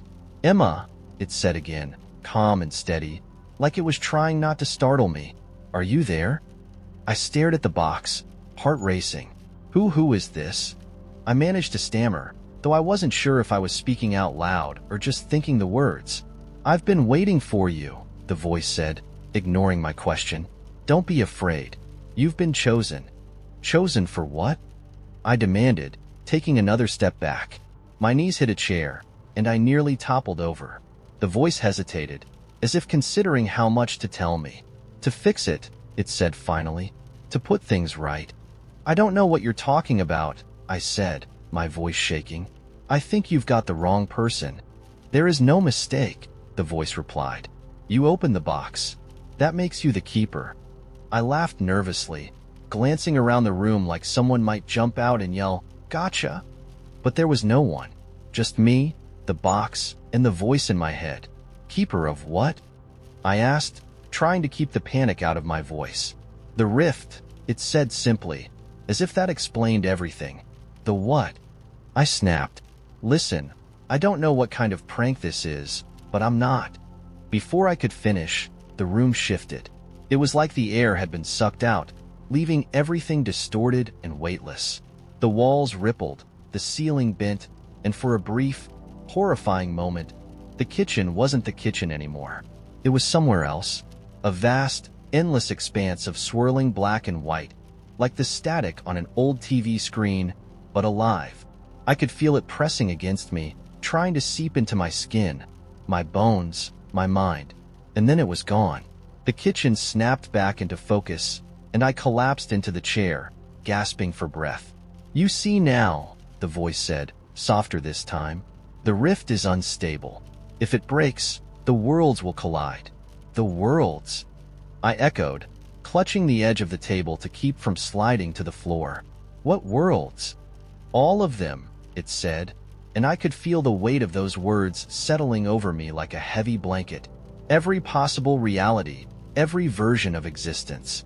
They are connected by the rift, and the rift is fragile. I stared at the box, my mind racing. "Why me?" I asked finally. "Why not someone who knows what the hell they're doing?" "Because you opened the box," it said, as if that was the only qualification that mattered. "And because you are capable." "Capable of what?" I demanded. "I'm just some random person. I can't fix a cosmic tear in reality." "You will," the voice said, and there was something almost kind in its tone. "You must." Before I could argue further, the box began to hum. The shimmering black lining pulsed with a soft, rhythmic glow, and the tapping started again. Only this time, it wasn't coming from inside my head. It was coming from the rift. I leaned in, hesitant, and saw something moving just beneath the surface. A hand, pale and skeletal, pressed against the inside of the box, its fingers scraping against the obsidian lining. "Emma," the voice said urgently, "do not let it through." I stumbled back, my breath catching in my throat. "What is that?" "It is what broke the rift," the voice replied, "and it will destroy your world if you let it escape." The hand pushed harder, the obsidian rippling like water as it tried to break through. My first instinct was to slam the box shut and throw it out the window, but something told me that wouldn't work. Instead, I grabbed the nearest thing I could find, a cast iron skillet, and held it like a weapon. "What do I do?"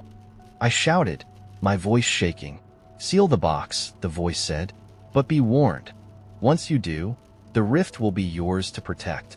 I didn't have time to think about what that meant. The hand was almost through, its claw-like fingers scraping at the air.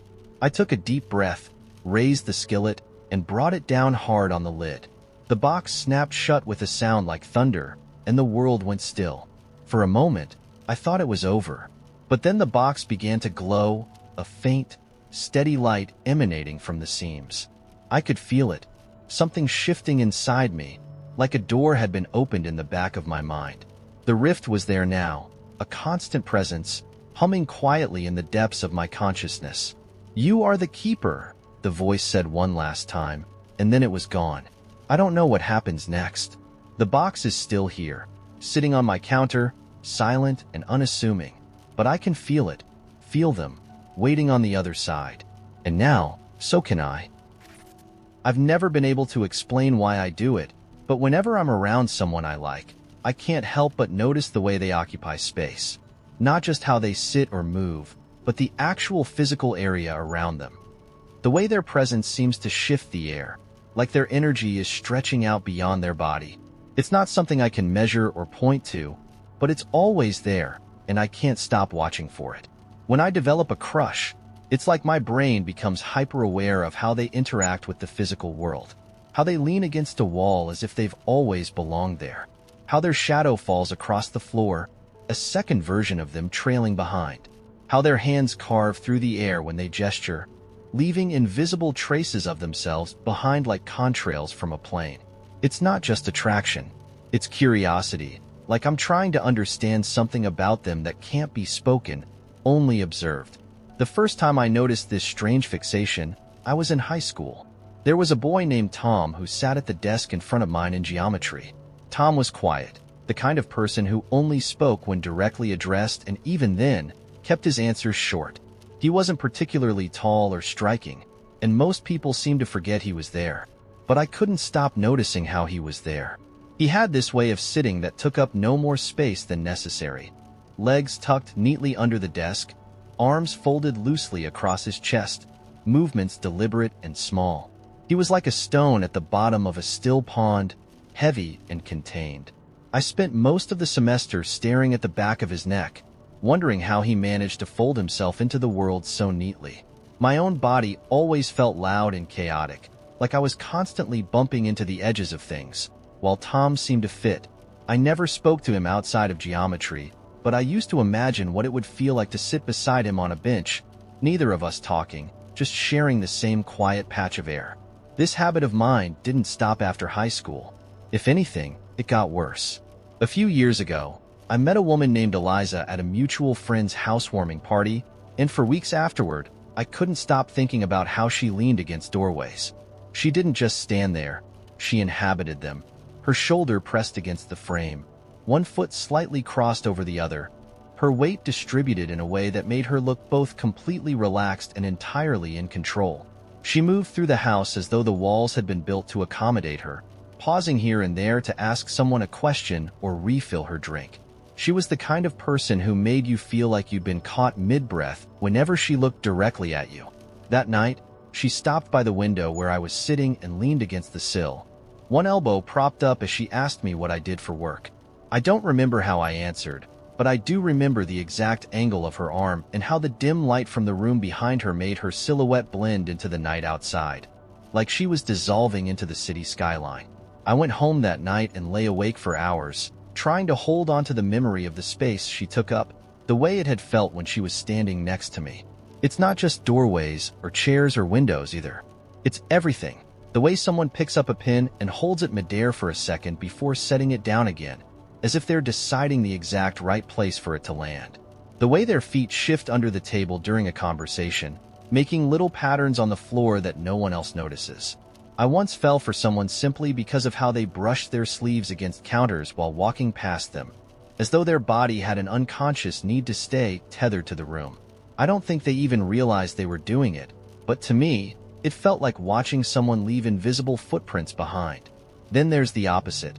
The people who seem like they're constantly slipping away, their presence too light to fully pin down. I dated a guy named Ryan once who was like that.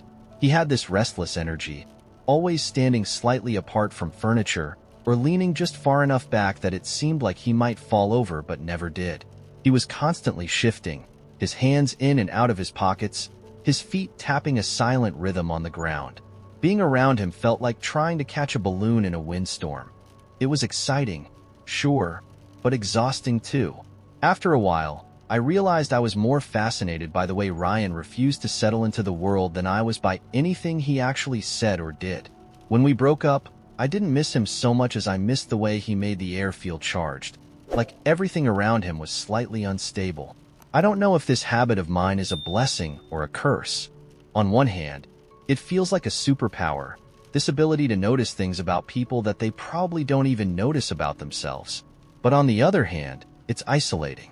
I'll be standing in a crowded room, someone talking to me about something perfectly ordinary, and all I can focus on is the way their fingers curl around the edge of their glass, or how the shadow of their head dances on the wall when they laugh. It's like my brain is tuned to a different frequency, picking up signals no one else can hear. Lately, I've been noticing the way my coworker, Lila, moves when she's thinking. She works in the cubicle next to mine, and whenever she's deep in thought, she has this habit of standing up and pacing in small circles, like a planet orbiting an invisible sun. Her steps are precise but unhurried, her head tilted slightly downward as though she's listening to something only she can hear. Sometimes, she'll pause mid-step, one foot still hovering above the ground, before changing direction entirely, like she's just solved a tiny puzzle in her mind. I've caught myself watching her do this from the corner of my eye, pretending to type while really trying to memorize the exact radius of her pacing. Once, I even tried to replicate it when no one else was around, but it didn't feel the same. I think it's because Lila's movements are hers in a way that mine could never be. They belong to her the same way her voice does, the same way her laughter does, the same way her slightly wrinkled cardigan belongs to her shoulders. I don't know if I'll ever tell Lila how much I've been thinking about the space she takes up, the invisible orbit she creates every time she stands and moves. It's not something most people talk about. Hey, I've been noticing how your shadow shifts when you lean against the filing cabinet isn't exactly the best opening line, but maybe I don't need to say it. Maybe it's enough that I notice that I carry these little fragments of her presence with me like souvenirs from a place I've visited but can't stay. And maybe that's what all of this is about. Not just noticing, but collecting. A way of building a map of the people I care about, drawn not with words or photos, but with the memory of how they've existed in the world around me. I think we leave parts of ourselves in the spaces we inhabit, like fingerprints on glass. They're small, quiet, easy to overlook, but they're there. And for some reason, my brain insists on cataloging them, on treating every tilt of a head or brush of a sleeve like it's a clue to something bigger. I don't know what I'm hoping to find, but maybe that's not the point. Maybe the act of noticing is enough.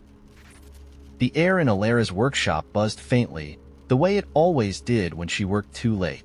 The remnants of her day were scattered across the long oak table. Brass gears, tangled wires, and tiny vials of shimmering liquid. A faint glow pulsed from the heart of the mechanism she was building, bathing the room in a soft, otherworldly light.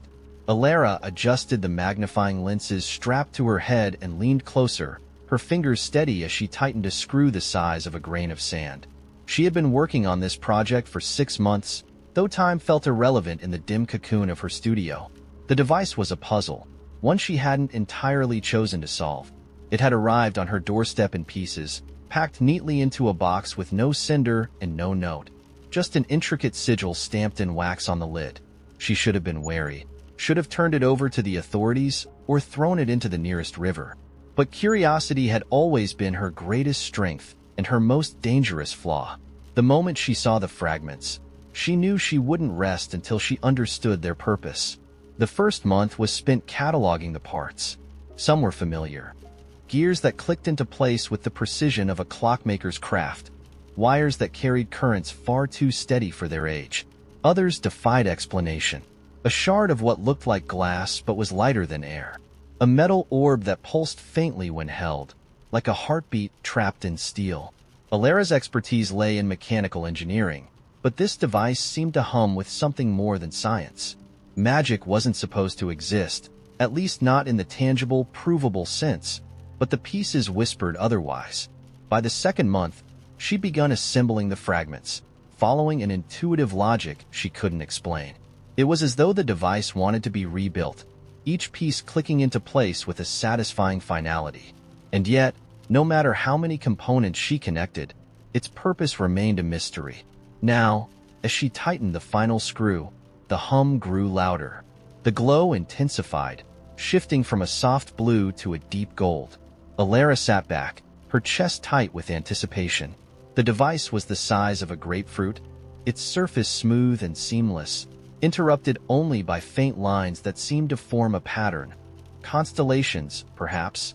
She reached out, hesitated, then placed her palm against the orb. It was warm, almost alive. The moment her skin made contact, the workshop dissolved. She wasn't sure if she had closed her eyes or if the device had simply swallowed the world whole. When she opened them again, she was standing in a vast expanse of stars, her feet resting on what felt like solid ground but appeared to be nothing at all.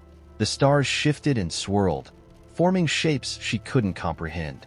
The air, if it was air, felt thick with potential, as though the universe itself was holding its breath. Alara.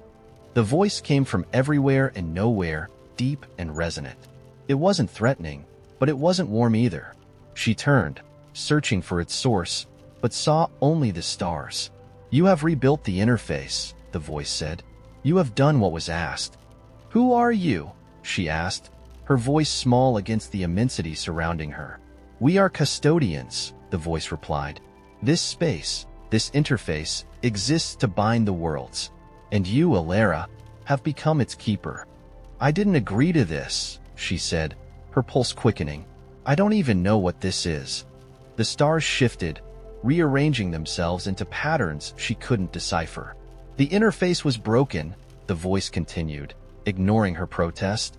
"Its absence allowed the veil to thin. Worlds are not meant to overlap, but now they bleed into one another. You must restore balance." The words hung in the air, heavy with meaning she didn't fully grasp. "I'm just an engineer," she said, her voice trembling. "I don't know how to, whatever it is you're asking." "You are not chosen for what you know," the voice said. "You are chosen for what you will become." Before she could argue further, the stars began to collapse inward, spinning faster and faster until they converged into a single point of light. The light flared, blinding and infinite, and then she was back in her workshop. The orb lay silent on the table, its glow extinguished. For a moment, she thought it had been a dream, but the faint vibration in her palm told her otherwise. The days that followed were strange. At first, nothing seemed different. Her workshop remained as cluttered as ever, the city outside her window humming with its usual life. But Alara couldn't shake the feeling that she was being watched, not by someone, but by something. Objects in her workshop seemed to hum faintly, as though vibrating in sympathy with the orb. Shadows stretched longer than they should, curling in unnatural ways. And then came the rifts. The first one appeared in the alley behind her workshop. She had gone to dump a bucket of scrap metal when she saw it. A jagged tear in the air, as though someone had ripped through the fabric of reality. Through the rift, she glimpsed another world. A forest bathed in violet light, its trees swaying as if in a wind she couldn't feel. She reached out instinctively, but the rift snapped shut before her fingers touched it. More rifts followed. Some were small, appearing for only seconds before vanishing. Others lingered, their edges crackling with energy. Through them, Alara saw impossible landscapes. Oceans with green skies, cities built on floating islands, deserts where shadows moved without their owners. She didn't understand what was happening, but she knew it had something to do with the orb, and with her. The voice returned one night as she lay in bed, staring at the ceiling. "The veil is weakening," it said, its tone heavier now. "You must act." "I don't know how," she shouted into the darkness. The stars she had seen in the interface reappeared, filling her room with their quiet glow. "The interface is a key," the voice said, "and you are its keeper. You must learn to seal the rifts." "How?" she asked, her voice breaking. "Listen. Feel. The interface will guide you." The next rift appeared in the middle of her workshop. Alara stared at it, the orb heavy in her hands. She could feel its hum now, stronger than ever, resonating with the tear in reality. Trusting the voice, or perhaps herself, she held the orb toward the rift.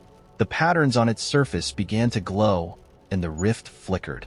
She felt resistance, as though the rift were alive and fighting her. Gritting her teeth, she focused, willing the rift to close. Slowly, it shrank, its edges curling inward until it vanished with a soft pop. She collapsed into her chair, the orb still warm in her hands. For the first time, she understood. This was her purpose now. The interface wasn't just a device. It was a bridge, a weapon, a cure. And she was its keeper. Over the weeks that followed, Alara learned to wield the interface. The rifts came more frequently, and each one was more stubborn than the last. She traveled to places she couldn't name, sealing tears in the veil and restoring balance. The voice guided her less often now, its presence fading as she grew stronger. But the weight of her role never lessened. She had become a part of something vast, something endless. And though she didn't choose it, she knew she couldn't turn away. The worlds depended on her. And so, with the interface in her hands and the stars at her back, she continued. The summer I turned 23, I lived in an apartment that wasn't mine. Technically, it belonged to a guy named Ethan, who I barely knew but who was traveling indefinitely and subletting it out for cash under the table. I had found it through a friend of a friend, and for $400 a month, I didn't ask a lot of questions. It was one of those ancient studio apartments in the city where nothing was level. If you dropped a pin on the floor, it would roll all the way to the corner by the radiator. The walls were thin, the pipes groaned, and there was a weird stain on the ceiling that looked like a map of New Zealand. But it was cheap, and it was mine for the summer. At least, that's what I thought. The first night I slept there, I woke up to the sound of someone moving around in the kitchen. I sat up in bed, heart pounding, and stared at the thin strip of light under the door that led to the main room. There was a shadow there, moving slowly back and forth. My first thought was that Ethan had come back early, but then I remembered the deadbolt. I'd locked it before I went to bed. Whoever was in the kitchen hadn't used a key. I didn't own a baseball bat or a knife, so I grabbed the heaviest thing I could find, a ceramic lamp that had come with the apartment. Slowly, I crept toward the door and flung it open, lamp raised, ready to scream or fight or run. But there was no one there. The tiny kitchen was empty. The only sound was the faint hum of the fridge, its yellow bulb casting an uneven glow. The cabinets were closed, the counters clear, and the door was still locked from the inside. I stood there for a long time, trying to convince myself I had imagined it. Eventually, I went back to bed, but I left the light on, just in case. Over the next few weeks, strange things kept happening. Nothing big, nothing dramatic, just odd. I'd come home from work and find the fridge door slightly ajar, or the bathroom mirror fogged up like someone had taken a hot shower, even though I hadn't used it all day. My keys went missing for 2 days, only to turn up on top of the fridge, a place I definitely hadn't put them. And then there was the smell, a faint, musty odor, like damp clothes left in a corner too long. It would come and go at random, lingering in the air for a few hours before disappearing again. I told myself it was just an old building. Old buildings have quirks. Pipes creak, drafts blow doors open, smells waft in from the hall. But then, one night, I woke up again, this time to the sound of faint laughter. It wasn't coming from the walls or the hallway. It was coming from inside the apartment. I sat up in bed, every muscle in my body rigid. The sound was light and distant, like someone laughing at a joke they just remembered. I didn't move for what felt like hours, and eventually, the sound faded. When I finally worked up the courage to check the apartment, there was no one there. I started to wonder if I was losing my mind. The stress of a new job, the loneliness of a city where I barely knew anyone. It was easy to imagine my brain playing tricks on me. I didn't tell anyone about it, partly because I didn't want to sound paranoid, and partly because I wasn't entirely sure it was real. But then, one morning, something happened that I couldn't explain away. I had just gotten out of the shower and was brushing my teeth when I noticed something on the bathroom mirror. It was faint at first, just a smudge, but as I looked closer, I realized it was writing. For words, traced in the fogged-up glass. Who was in there? The letters were uneven, like they'd been written by someone using their finger. I stared at the mirror, toothbrush still in my hand, trying to understand what I was seeing. The writing slowly faded as the steam from the shower dissipated, but the question stayed with me. Who was in where? The apartment? The bathroom? My head? That night, I called Ethan. It was the first time I'd spoken to him since I moved in, and I didn't even know if he'd pick up. But he did, sounding groggy, like I'd woken him up. I tried to keep my voice calm, but I'm pretty sure he could tell I was shaken. I asked him if anything strange had ever happened in the apartment. For a moment, there was silence on the other end of the line. "What do you mean by strange?" he finally asked. I hesitated, then told him about the laughter, the writing on the mirror, the feeling that I wasn't alone. Ethan didn't say anything for a long time. When he finally spoke, his voice was quieter, more serious. I wasn't going to say anything, but yeah, weird stuff happened when I lived there too. He told me about lights turning on by themselves, footsteps in the hallway when no one else was home, and a time he'd woken up to find all the cabinets in the kitchen open. "I just figured it was an old building," he said, echoing the excuse I'd been telling myself. But then he added something that made my stomach drop. There was one thing, though. In the bedroom closet, on the floor, there's this loose board. "Did you find it?" I hadn't. I hadn't even looked. I told him no, and he hesitated before continuing. Sometimes, late at night, I thought I could hear something under the floorboards. Like scratching. I never checked. Didn't want to. Probably just mice or something. But, just thought you should know. After we hung up, I sat on the edge of my bed for a long time, staring at the closet door. It was slightly ajar, just wide enough to see the dark interior. I thought about Ethan's voice, about the way it had faltered when he mentioned the floorboard. I thought about the laughter I'd heard, the writing on the mirror. I thought about the scratching he had described and realized, with a chill, that I had heard it too. Late at night, faint and distant, just soft enough to convince myself it was nothing. I should have ignored it. I should have packed my things and left that night. But instead, I grabbed a flashlight and opened the closet door. The floor was covered in a thin layer of dust, undisturbed except for my footprints. I crouched down and ran my hand along the wood until I found it, the loose board. It lifted easily, revealing a small, dark space underneath. At first, I couldn't see anything, but when I angled the flashlight, I saw something glinting in the beam of light. It was a photo, an old, black and white photo, crumpled and yellowed with age. I reached in and pulled it out, brushing off the dust. It showed a woman sitting on a chair, her hands folded neatly in her lap. She was staring straight at the camera, her expression unreadable, but there was something unsettling about her eyes. They were too intense, like she was looking straight through the frame and into me. Written on the back, in faded ink, was a single word, Margaret. I don't know why I kept the photo. I should have put it back, sealed up the floorboard, and pretended I'd never seen it. But I didn't. I tucked it into the back of a drawer and tried to forget about it. That night, I dreamed about the woman. She was sitting in the chair from the photo, but this time, she was in my apartment. Her head was tilted slightly, her eyes fixed on me as I stood frozen in the doorway. She didn't move. She didn't speak. She just stared. When I woke up, the apartment was silent. But on the kitchen table, where I knew I hadn't left anything, was the photo of Margaret, face up, waiting for me. The day the sky fractured, I was the only one who noticed. It wasn't an apocalypse, at least not the kind that would make it onto the news. No firestorms, no meteors, no tidal waves. Just a thin crack, barely visible, running diagonally across the pale blue expanse, like a hairline fracture in a piece of glass. I'd stepped out onto my balcony that morning with a cup of tea, ready to scroll through the infinite abyss of social media, when I saw it. At first, I thought it was a contrail from a plane, one of those long, streaky scars they leave behind as they slice through the atmosphere. But it didn't move or fade. It just hung there, rigid and sharp, like a tear that hadn't healed properly. I squinted, tilted my head, and held my tea to my lips, but I didn't drink. The crack didn't belong there. It was too clean, too precise. And it was humming. Not loudly, not in a way you'd notice unless you were really listening, but it was there.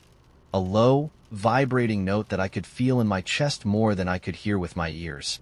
My phone buzzed, jolting me out of my daze. A notification about a meeting I'd forgotten was starting in 15 minutes.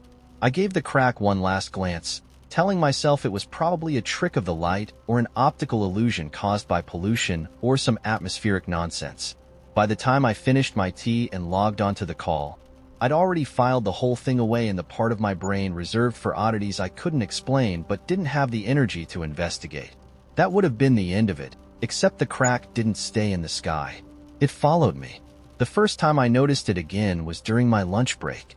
I'd stepped into the kitchen to heat up leftovers, staring absently out the window while the microwave hummed. There it was, faint but undeniable, slicing across the horizon like a scar etched into the fabric of the world.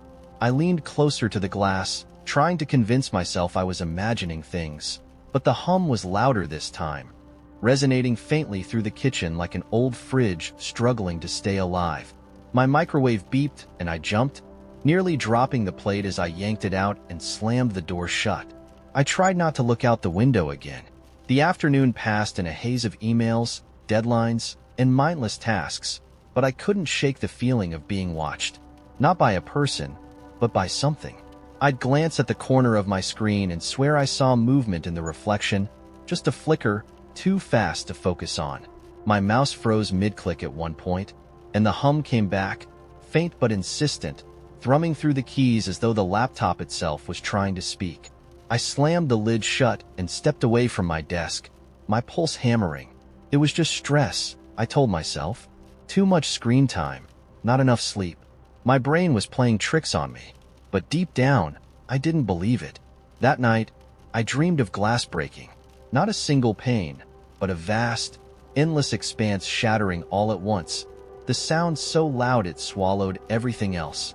I stood in the middle of it, watching the pieces fall, each shard reflecting fragments of places I didn't recognize. A forest where the trees bent unnaturally, their trunks twisting like vines. A city where the buildings floated, disconnected from the ground, their edges glowing faintly. A beach where the waves moved backward, curling away from the shore instead of crashing into it. I woke gasping, my heart pounding against my ribs. The hum was back, stronger now, vibrating through the walls of my apartment like a deep, insistent drumbeat. I sat up, gripping the sheets, and my eyes were drawn, almost involuntarily, to the window. The crack was no longer in the sky. It was in the air, hanging just outside the glass like a jagged tear in reality. It was larger now, and through it, I could see something. It wasn't another place, not exactly, but a distortion, like looking through a warped mirror. Colors bled and shifted, and shapes flickered in and out of existence, too abstract to describe. My breath caught in my throat, and for a moment, I was sure it could see me, whatever it was. The hum grew louder, and I felt a pull, a physical tug, as though the crack were trying to draw me toward it. I scrambled back from the window, my legs tangling in the sheets, and the pull eased, as if satisfied I wasn't going anywhere. The next morning, the crack was gone. Or so I thought. I went through the motions of my routine, brushing my teeth, brewing coffee, checking emails, all the while trying to convince myself the previous night had been some bizarre fever dream. But when I stepped outside to get some air, I saw it again. This time, it wasn't in the sky or the air. It was in the ground, splitting the pavement right down the middle of the street. People walked past it without a second glance, their footsteps landing just shy of the fracture, as though their bodies instinctively avoided it without realizing why. Cars drove over it, their tires making the faintest of squeals as they crossed, like the asphalt didn't quite behave the way it should. I crouched at the edge of the crack, my hand hovering just above it.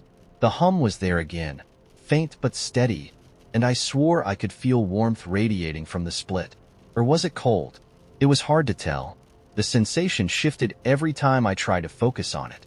I wanted to touch it, to see if it was real, but something deep in my gut screamed at me not to. Whatever this was, it wasn't meant for human hands. Over the next few days, the crack spread. It appeared in reflections, in the spaces between tree branches, in the patterns of shadows cast by the afternoon sun. Always faint, always humming, always just on the edge of perception. I started seeing it in places it couldn't possibly be. In the corner of my bathroom mirror, in the steam rising from my coffee, even in the way the light filtered through my curtains. It wasn't just a crack anymore. It was a presence, growing bolder, more insistent. I stopped going to work. I stopped answering texts, stopped checking my email. The world outside my apartment felt like a distant memory, irrelevant and insignificant compared to the crack. It consumed my thoughts, filled my dreams. The hum became my constant companion, a low, rhythmic pulse that echoed through my bones. I couldn't tell if it was a warning or an invitation. The night it finally opened, I didn't resist. I'd been sitting by the window, staring at the latest fracture, this one running vertically through the center of the glass. When it happened, the crack widened, the edges curling outward like petals blooming in reverse. The hum crescendoed into a deafening roar, and I felt the pull again, stronger than ever, dragging me toward the opening. This time, I didn't fight it. As I stepped through, the world shattered around me, and for a brief, terrifying moment, I felt weightless, untethered. The air was thick and warm, and the colors, God, the colors. They were alive, swirling and shifting, brighter than anything I'd ever seen. And yet they cast no light. Shapes moved in the distance, massive and slow, their forms too alien to comprehend. I couldn't tell if I was falling or floating or standing still. And then, just as suddenly, it stopped. I was somewhere else, somewhere vast and endless and impossible. The crack was gone, but its hum remained, softer now, almost comforting. I don't know how long I stood there, staring at the shifting horizon. Minutes? Hours? Days? Time didn't seem to mean anything here. Eventually, I began to walk, the hum guiding me, pulling me deeper into the unknown. The world I'd left behind felt like a fading memory, like something I'd read in a book long ago and only half remembered. Whatever this place was, it wasn't waiting for me. It had been calling me all along. I met Rue during a citywide blackout, the kind where the absence of electricity feels like it shakes something loose in people. The streets were cloaked in a kind of darkness most city dwellers aren't used to, the sky revealing stars we'd forgotten existed. It was eerie and beautiful and deeply unsettling all at once. I was standing on the fire escape outside my apartment, half watching the silhouettes of my neighbors holding flashlights and half contemplating the candlelight dinner I'd thrown together with a can of soup and some crackers. That's when I heard the music. It started faintly, drifting through the otherwise silent street like a thread of color in a grayscale film. At first, I thought someone had managed to get a battery-powered speaker working, but the sound was too raw, too imperfect. It wasn't recorded music, it was live. And it was coming from the rooftop of the building across the street. Curiosity got the better of me. I climbed up the rest of my fire escape, hoisted myself onto the roof, and found the perfect spot to peer across. And there she was, Rue, perched on the edge of the neighboring rooftop like some kind of urban siren, one foot swinging lazily over the abyss, strumming a beat-up acoustic guitar. Her hair was wild and tangled, catching the faint starlight like it had been designed for this exact moment. She didn't seem to notice me at first. Her focus was entirely on the song, which was some kind of haunting melody I didn't recognize. I wasn't sure what to do. Call out to her? Climb down and pretend I hadn't seen her? But before I could decide, she turned her head sharply, her eyes locking onto me like she'd known I was there the whole time. Are you going to just lurk there? Or are you going to say hi? Her voice carried across the gap between our rooftops, casual and confident, as if this was the most natural way to meet someone. Hi, I called back, feeling both awkward and oddly compelled to play along. Nice, rooftop concert. Thanks, she said, strumming a few more chords before resting the guitar across her lap. It's kind of a tradition. What is? Playing during blackouts. She stretched her arms behind her head, leaning back as if she had no concept of how close she was to the edge. You get this rare moment where everything shuts up, you know? No cars, no streetlights, no machines humming. Just the world breathing. Feels like a waste not to fill it with something. She sounded like someone who'd given a lot of thought to things I'd never considered.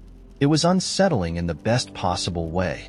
I leaned against the ledge of my roof, trying to get a better look at her. Do you do this often? Climb rooftops and serenade the city? Only when it deserves it, she said with a smirk. You live over there? She pointed vaguely at my building. Yeah. You? Sort of. I don't really do permanents. What does that mean? She tilted her head, studying me. It means I don't stay anywhere long enough to leave footprints, or a forwarding address. There was something almost poetic about the way she said it, but also something deeply evasive. I couldn't tell if she was being honest or just playing with me. So, what? You're some kind of wandering rooftop bard? Exactly, she said with a grin, as if I'd solved a riddle. Want to hear a song? Before I could answer, she started playing again. It wasn't like anything you'd hear on the radio. Her rhythm was uneven, her voice unpolished, but there was a rawness to it that felt strangely hypnotic, like she was pulling the sound directly out of the night itself. When she finished, I found myself clapping, even though I wasn't sure if that was appropriate. She laughed, a sound that echoed across the rooftops like it belonged there. Not bad, huh? Not bad, I agreed, though it felt like an understatement. Your turn, she said suddenly, pointing the guitar at me. What? Your turn to sing, or play, or, I don't know, tap dance, whatever you've got. I don't have anything. She raised an eyebrow. Everyone's got something. I'm serious. I'm the least musical person you'll ever meet. Perfect, she said, tossing the guitar strap over her shoulder and standing up. For a moment, I thought she was going to jump across to my roof, and my stomach flipped at the thought. But instead, she grabbed something from her bag, a harmonica, of all things, and threw it to me. I barely managed to catch it. Play something, she said. I don't know how. That's the fun part. I hesitated, turning the harmonica over in my hands. It was dented and worn, like it had lived through more adventures than I ever would. You're not going to let this go, are you? Not a chance. With a resigned sigh, I raised the harmonica to my lips and blew a random, disjointed note. Rue hooped like I just performed a symphony. There you go. Unnatural. That sounded terrible. Exactly, she said, grinning. Terrible is honest. I couldn't argue with that logic, though I wasn't entirely sure it was logic at all. Over the next hour, we took turns playing nonsense songs, tossing the harmonica and guitar back and forth like we were trading pieces of some secret language. At one point, she told me about the time she climbed a water tower in a small town and got stuck there for an entire night because the ladder broke. I told her about the time I accidentally set off the fire alarm in high school by microwaving a frozen burrito for 15 minutes instead of one. She laughed so hard she almost dropped the guitar. The city around us felt impossibly still, as if it had paused just to listen to us. It was the kind of night that didn't feel real, like something out of a dream you can't quite hold on to when you wake up. Eventually, the power came back on. The streetlights flickered to life, the hum of electricity returned, and the spell of the blackout was broken. Rue sighed, slinging the guitar over her shoulder. Well, that's my cue. Where are you going? I asked, surprised by how much I didn't want her to leave. She shrugged. Somewhere else. Anywhere else. You'll figure out where to find me. I will. Sure, she said with a wink. You're resourceful. With that, she turned and disappeared down the fire escape on her side of the building, leaving me standing alone on my roof with a harmonica and the faint echo of her laugh still hanging in the air. I didn't see her again for weeks, but every time the power flickered or the city fell unusually quiet, I found myself looking up, half expecting to see her perched on some rooftop, guitar in hand. She felt like the kind of person who wasn't meant to stay in one place for too long. A spark that lit up the darkness before moving on.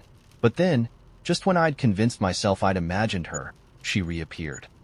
This time in the subway, of all places, strumming the same battered guitar and singing a song about constellations and train schedules. She caught my eye through the crowd and grinned like we'd never been apart. I still don't know where Rue came from or where she's going, but somehow, I know I'll keep running into her, in dark alleys and quiet parks and rooftops that shouldn't be reachable. She's like the blackout itself, a brief, brilliant moment that forces you to see the world differently. And every time she leaves, I find myself waiting for the next time she'll light it up. The rain fell in uneven bursts, the kind that soaked you in seconds and then relented as if to apologize. Maya sat on the steps of the library, her coat pulled tight against the chill, waiting for the bus that was 20 minutes late. She wasn't the only one stranded. A man paced nearby, his phone glued to his ear, gesturing wildly at no one in particular. An older woman muttered curses under her breath, tugging a scarf tighter around her neck. Maya, however, barely noticed them. Her attention was fixed on a figure standing across the street, half hidden in the shadow of a dying elm tree. The figure hadn't moved since she first noticed it, a man or woman. It was hard to tell. Wrapped in a long coat, their face obscured by a wide-brimmed hat. Something about the stillness of their stance set her on edge. She told herself they were waiting for someone, maybe just trying to avoid the rain. But when her bus finally arrived and she climbed aboard, she glanced back through the fogged-up window and saw the figure still there, their head tilted ever so slightly in her direction. Maya spent the bus ride convincing herself it was nothing. She told herself it was a trick of the light, her overactive imagination, anything to push down the unease that had taken root in her chest. By the time she stepped off at her stop, she had almost succeeded. She hurried toward her apartment, her keys already in her hand. The streets were nearly empty, the rain now a soft drizzle that clung to her skin like mist. She turned the corner to her building and froze. The figure was there, standing under the awning of the corner shop, their hat tilted low. They hadn't followed her. That wasn't possible. But they were there, unmistakable, as though they'd been waiting. Her pulse quickened, but she forced herself to keep walking. She passed the corner shop, her eyes fixed forward, her breath shallow. She didn't dare look back until she was inside her building, the door locked behind her. When she finally did, the street was empty. The next morning, Maya convinced herself it had been her imagination. A coincidence, nothing more. But as she walked to work, she couldn't shake the feeling of being watched. The figure didn't reappear, but the unease lingered like a shadow at her back. By the time she reached her office, she felt drained, as though she'd been running a race she couldn't see. Days passed, and the figure didn't return. Maya began to relax, her sense of normalcy creeping back in like sunlight after a storm. She even laughed about it with her friend, Nora, over drinks one evening. "You've been reading too many thrillers," Nora said, grinning over the rim of her glass. "Next thing you know, you'll be installing cameras and barricading your door." Maya laughed, though the sound felt hollow. That night, she dreamed of the figure. In the dream, she was standing in her apartment, but the walls were wrong, too tall and too far apart, as if her home had been stretched. The figure stood in the center of the room, their hat and coat dripping with rainwater that pooled at their feet. She couldn't move, couldn't speak. They raised a hand, long fingers curling toward her like a beckoning. She woke with a start, her skin cold with sweat. The dreams continued, each one more vivid than the last. In some, the figure stood outside her window, tapping the glass with a rhythm that matched her heartbeat. In others, they were closer, standing at the foot of her bed, their presence as heavy as the air before a storm. Maya began to dread sleep, her nights fragmented by fits of waking terror. It was on a particularly cold night, the kind that made the air brittle, that everything changed. Maya had just returned from work, her nerves frayed from a day of too many tasks and too little time. She dropped her bag by the door and turned to lock it, but the lock wouldn't catch. She jiggled the knob, her frustration mounting, and that's when she saw it.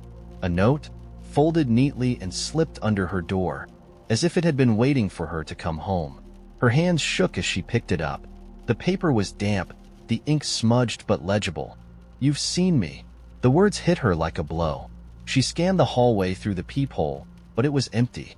Her neighbors' doors were closed, the fluorescent lights buzzing faintly. She double-checked the lock, wedging a chair beneath the doorknob for good measure. Sleep didn't come easily that night.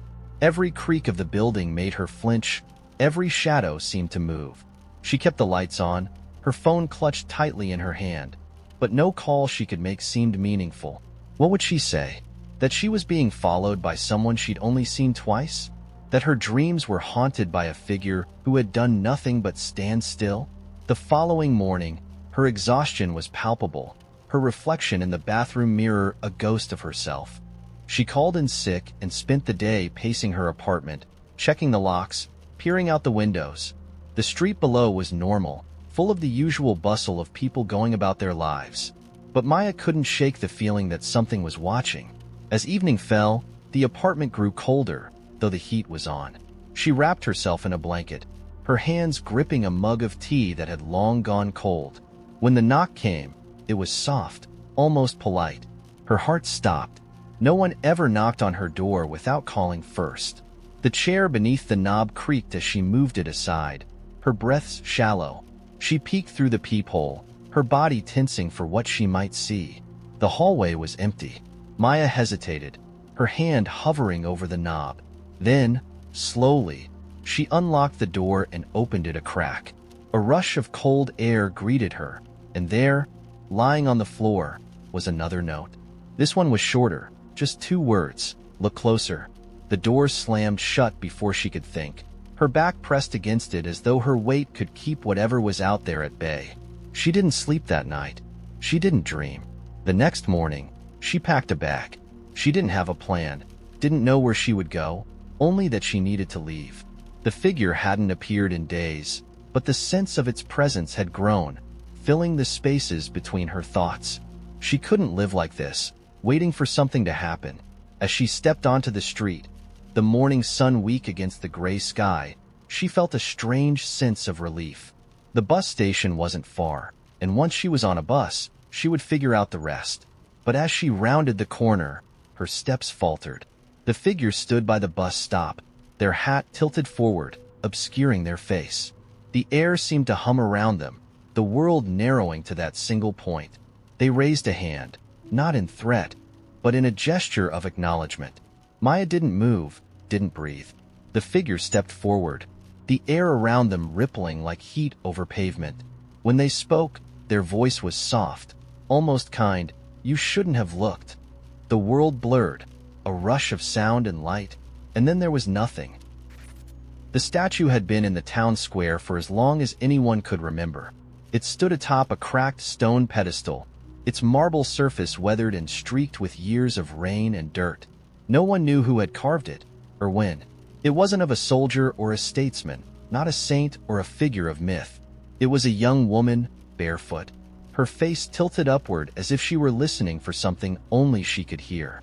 Her hands were clasped behind her back, and though her expression was serene, there was something unsettling about the way her head tilted just a little too far. Nobody in town paid it much attention. It was just there, like the old clock tower and the empty train station. Part of the landscape, a relic of something no one cared to remember. But Callum noticed it. He always had. He passed it every day on his way to work at the hardware store.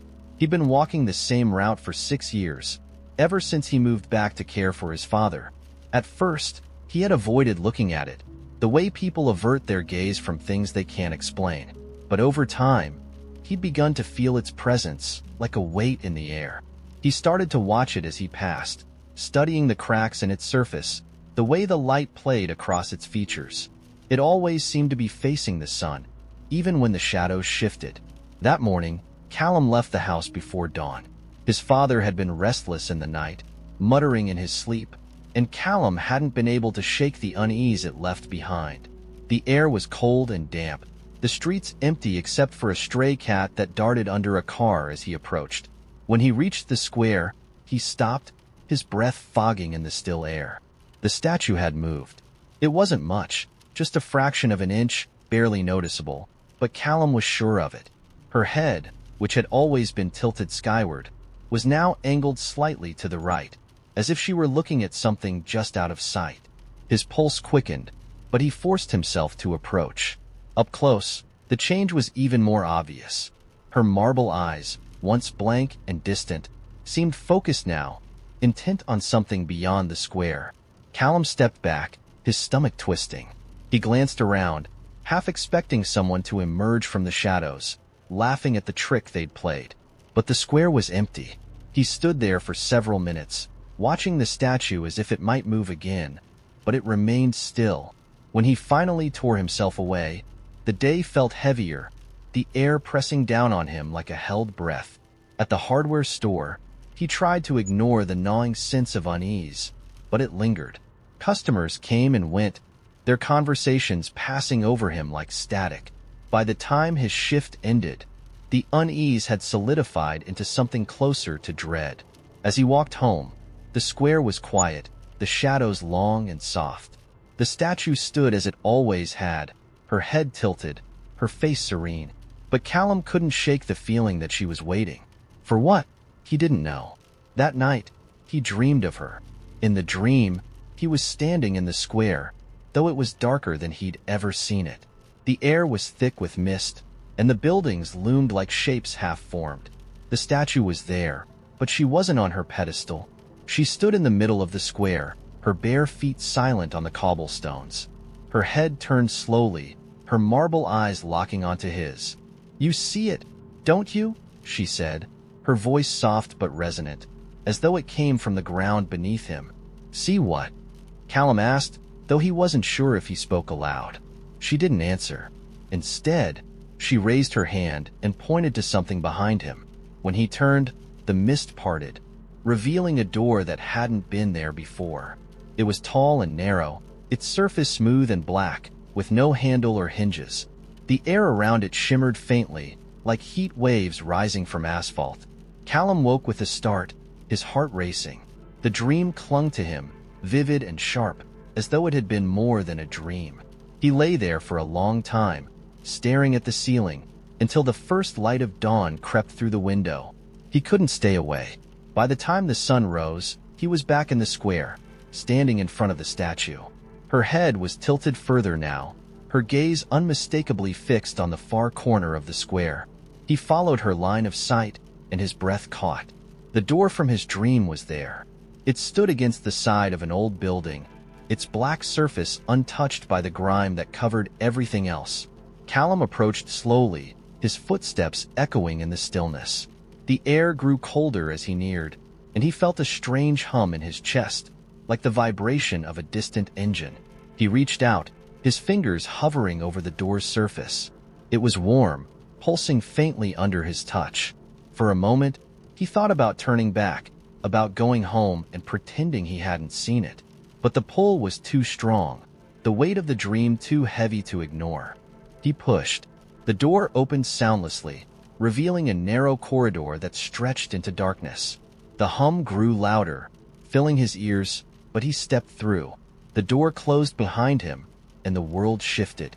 The corridor wasn't empty. It was lined with mirrors, their surfaces rippling like water. As he moved deeper, the mirrors began to glow faintly, and he saw himself in them. Not just his reflection, but versions of himself he didn't recognize. In one, he was older, his hair streaked with gray. In another, he was sitting on a beach, laughing with someone whose face was obscured. Each mirror showed a life that wasn't his, yet felt achingly familiar. At the end of the corridor was another door, this one made of glass. Beyond it, he saw the square, but it was different, brighter, sharper, as though seen through a lens that revealed what had always been hidden. The statue was gone, replaced by a woman with bare feet and a serene expression, her face tilted toward the sun. Callum hesitated. The hum was deafening now, vibrating through his bones. He felt the weight of the mirrors behind him, the countless lives he could have lived. But the door beckoned, its glass surface shimmering with possibility. He reached for it. The world beyond the door was not the square he knew. It was vast and endless, filled with light and sound that defied description. The air hummed with energy, and the ground beneath his feet was solid but shifting, like walking on water. The woman from the statue stood before him, her marble form replaced with flesh and warmth. She smiled, and the hum softened, becoming a melody that wrapped around him like a familiar embrace. "Welcome," she said. "You've always been part of the tapestry. Now you'll understand." Callum felt the weight of the unknown lift, replaced by something larger and deeper. For the first time in his life, he felt whole. The house sat on the edge of town, so close to the forest that its shadow disappeared into the line of trees during the late afternoons. It was a place everyone knew but no one talked about. People drove past it with their windows up, their eyes fixed firmly on the road ahead. It wasn't haunted, not in the traditional sense. No ghostly figures roamed the halls, no pale faces appeared in the windows at night. It was worse than haunted. It was forgotten, not abandoned. Abandoned places held stories, fragments of lives left behind. This house was a void, a place people forgot the moment they left it, like a dream that slipped away as soon as they woke up. No one lived there. No one ever stayed. But somehow, the lights always came on at dusk. I moved to that town in the summer, looking for somewhere quieter, smaller, slower. My job let me work remotely, and I liked the idea of starting over in a place where I didn't already know everyone's business. I rented a little bungalow a few blocks from the center of town, close enough to walk to the grocery store but far enough from the highway that the night stayed quiet.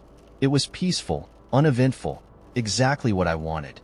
But every now and then, I'd hear someone mention the house on the edge of the forest. They didn't call it by name or address, just the house. There was always a change in their tone when they said it, a soft pause, like they were trying to decide whether it was even worth mentioning. They never said much. "That house is strange," one woman muttered at the hardware store when someone joked about needing more lights out there. "Better to leave it alone," a man told me when I asked why no one ever walked their dogs near the forest. They never gave me specifics, just vague warnings wrapped in half-hearted chuckles, as though they didn't want to admit how much it bothered them. I didn't think much of it until I saw the house for myself. It was a humid evening in late July, the kind that makes you restless even after the sun sets.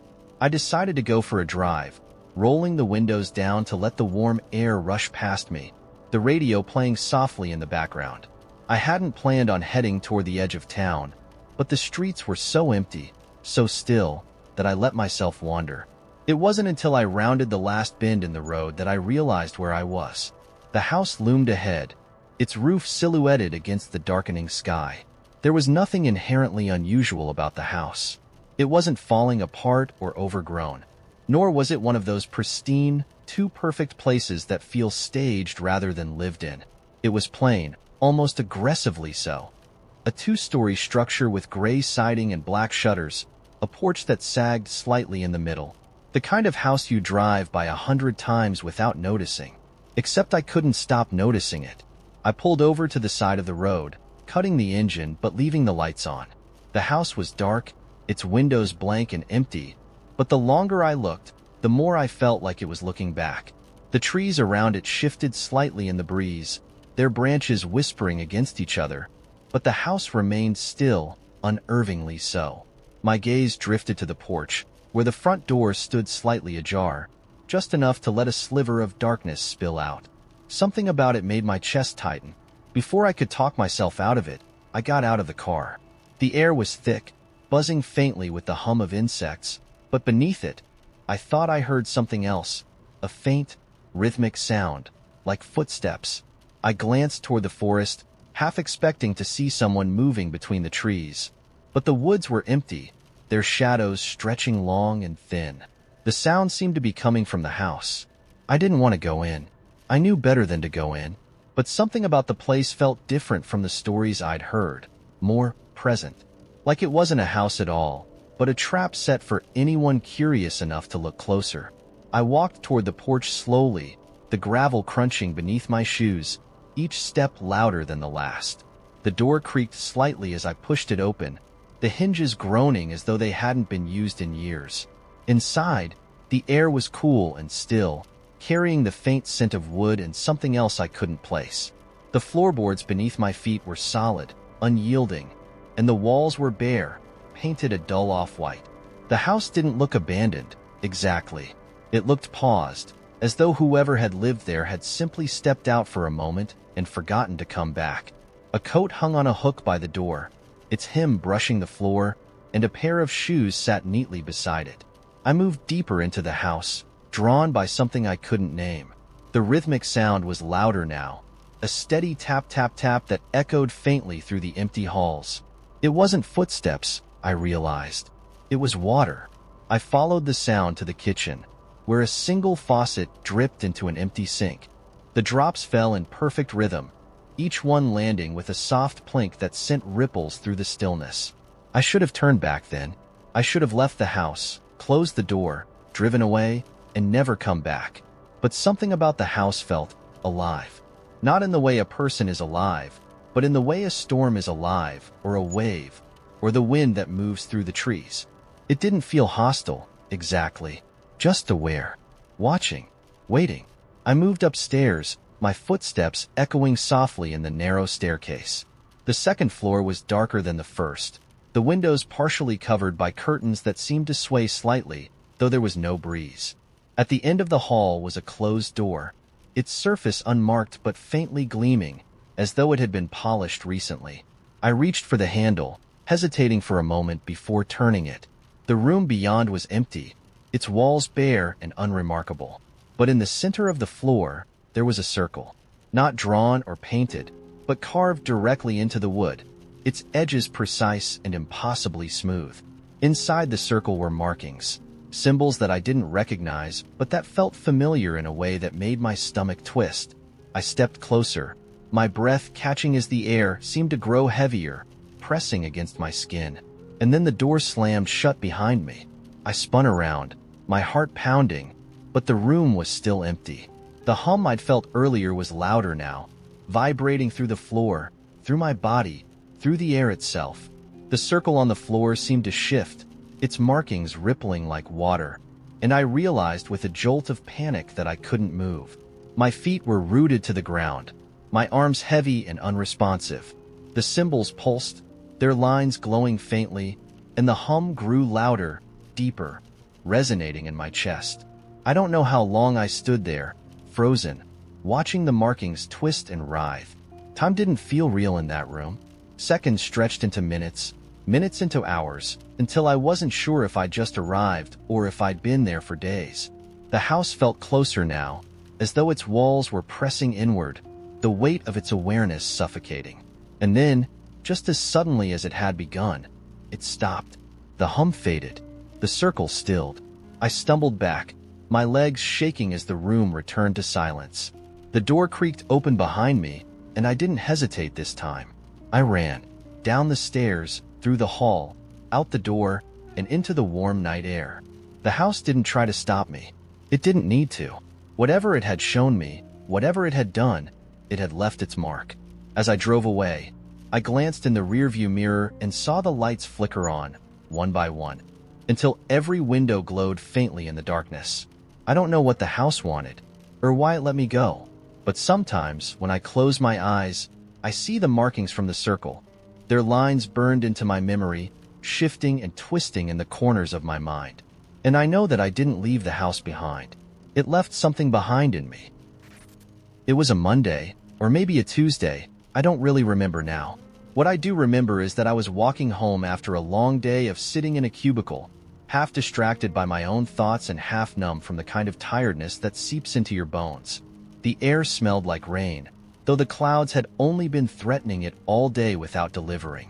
My bag was heavy on my shoulder, and my shoes were just starting to rub in that way that makes you regret buying them in the first place. I was taking the long way home, mostly because I wasn't in the mood to face my apartment, when I passed an old bookstore I didn't recognize. It wasn't flashy or particularly inviting. The awning was faded, the windows were smudged, and the sign above the door simply said, "Books," like it couldn't be bothered to try any harder.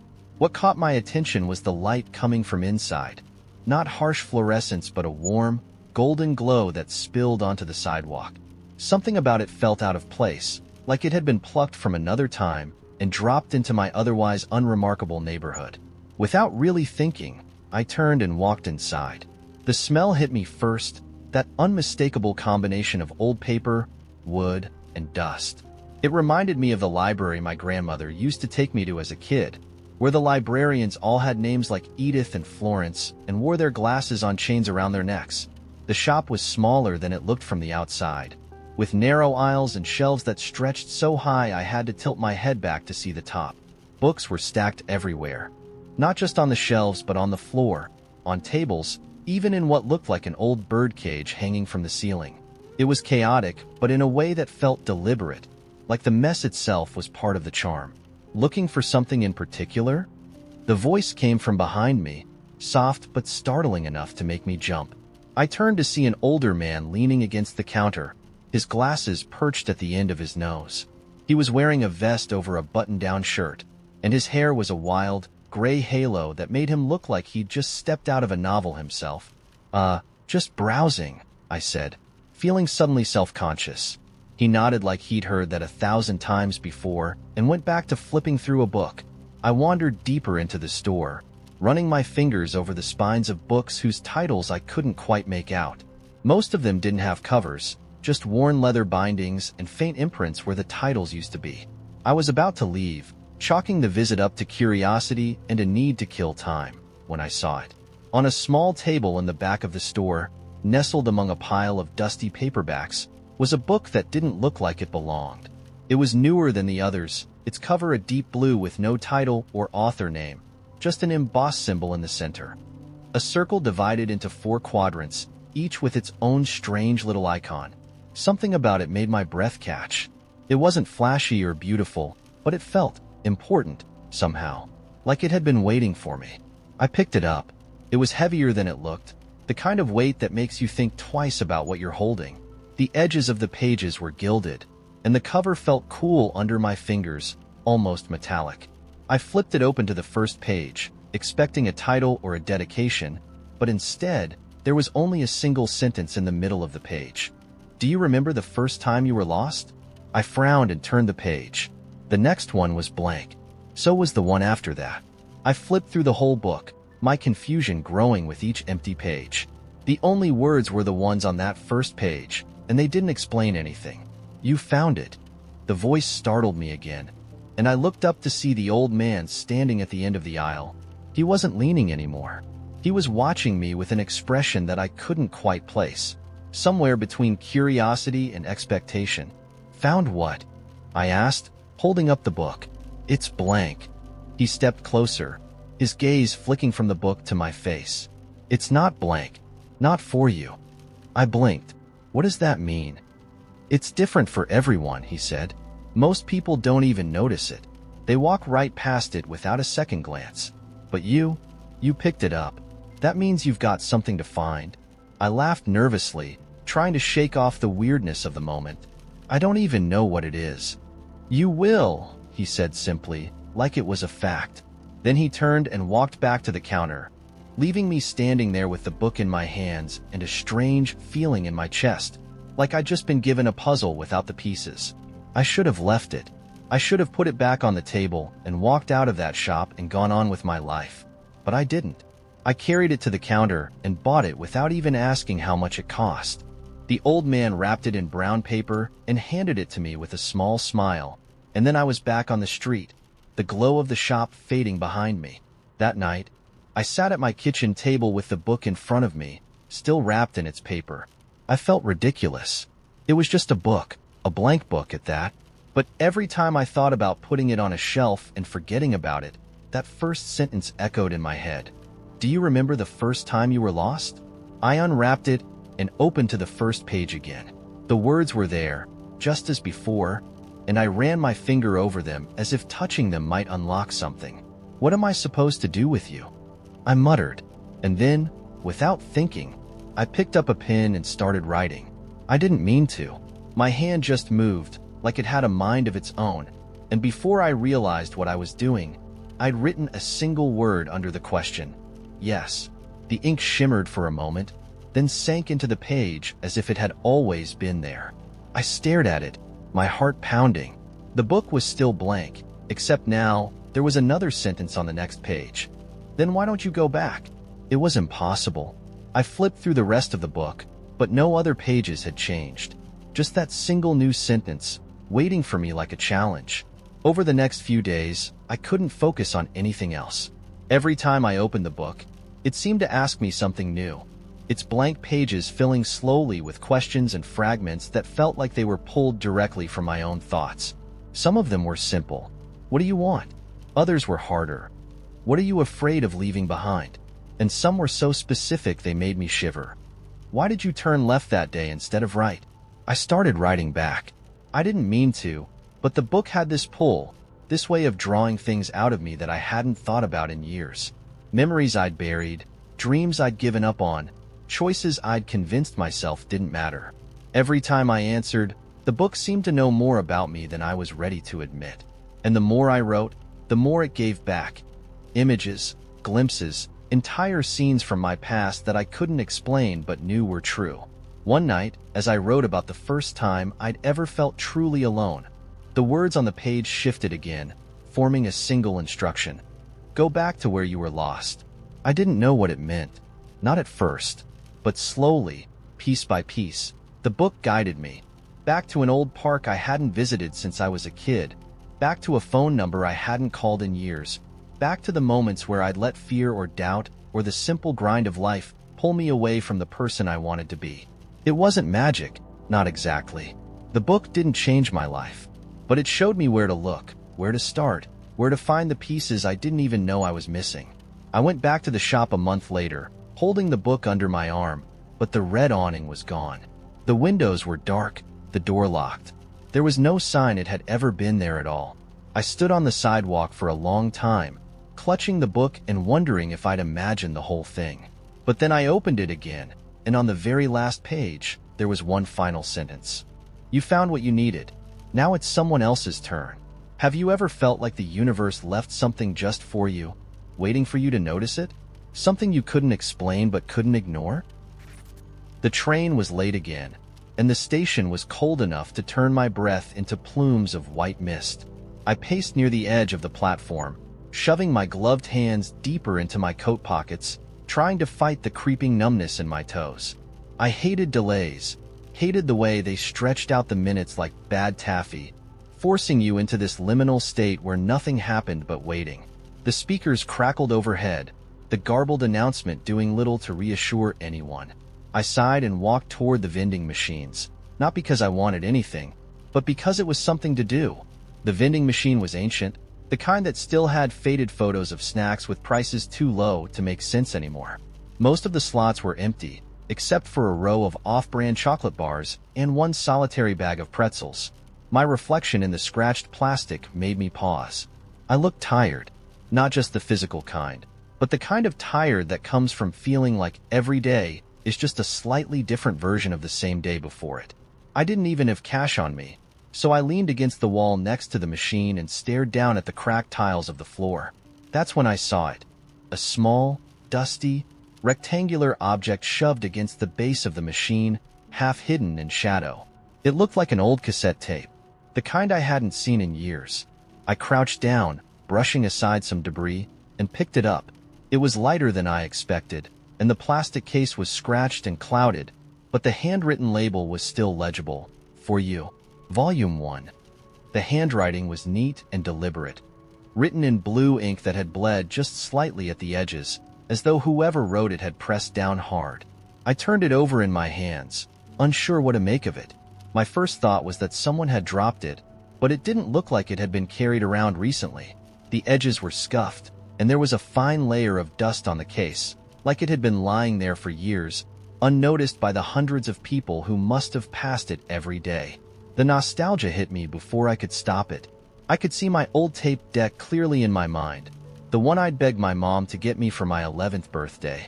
I remembered the thrill of recording songs off the radio, carefully timing the press of the record button so I could skip the DJ's intro, but inevitably catching the tail end of some ad. And of course, there were the mixtapes. There was something almost sacred about them back then, the way every song you chose had to mean something.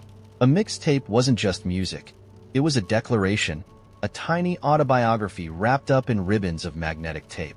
I hadn't thought about those in years. My fingers twitched, instinctively searching for my phone to Google whether I could still buy a cassette player somewhere.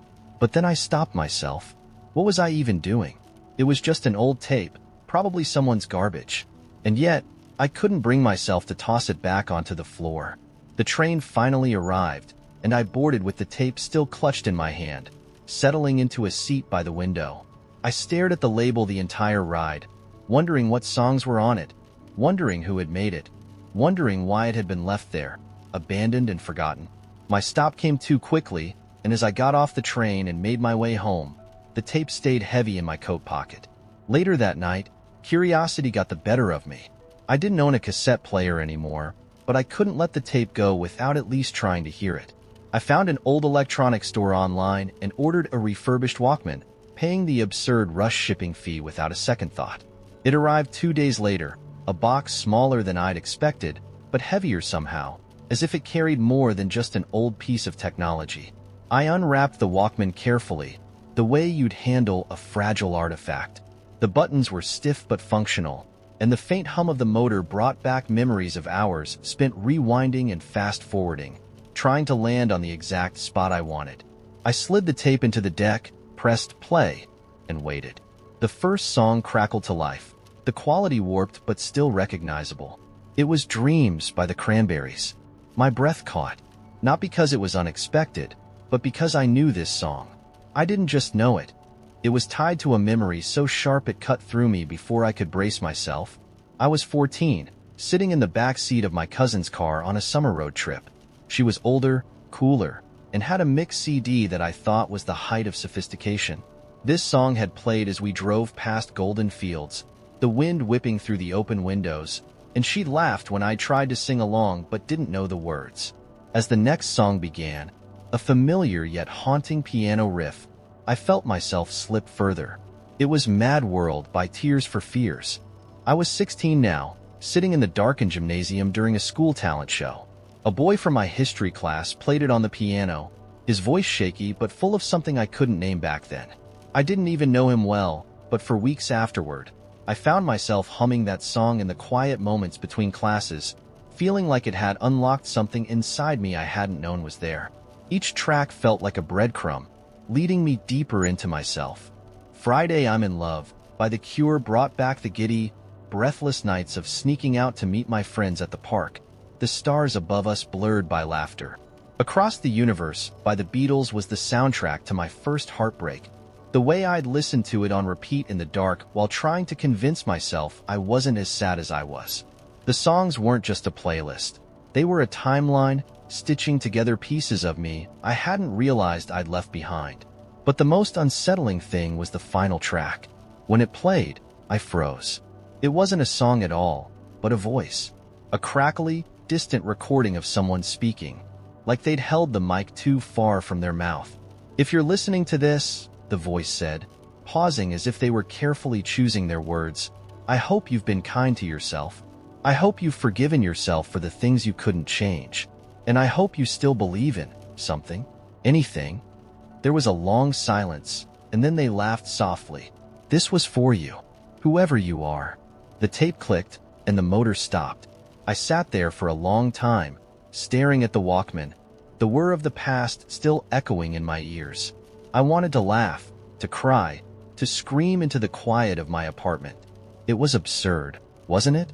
A random tape found under a vending machine shouldn't feel like it had been made for me.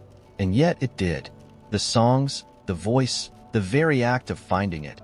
It felt like some impossible hand had reached across time and space to leave me a gift I didn't know I needed.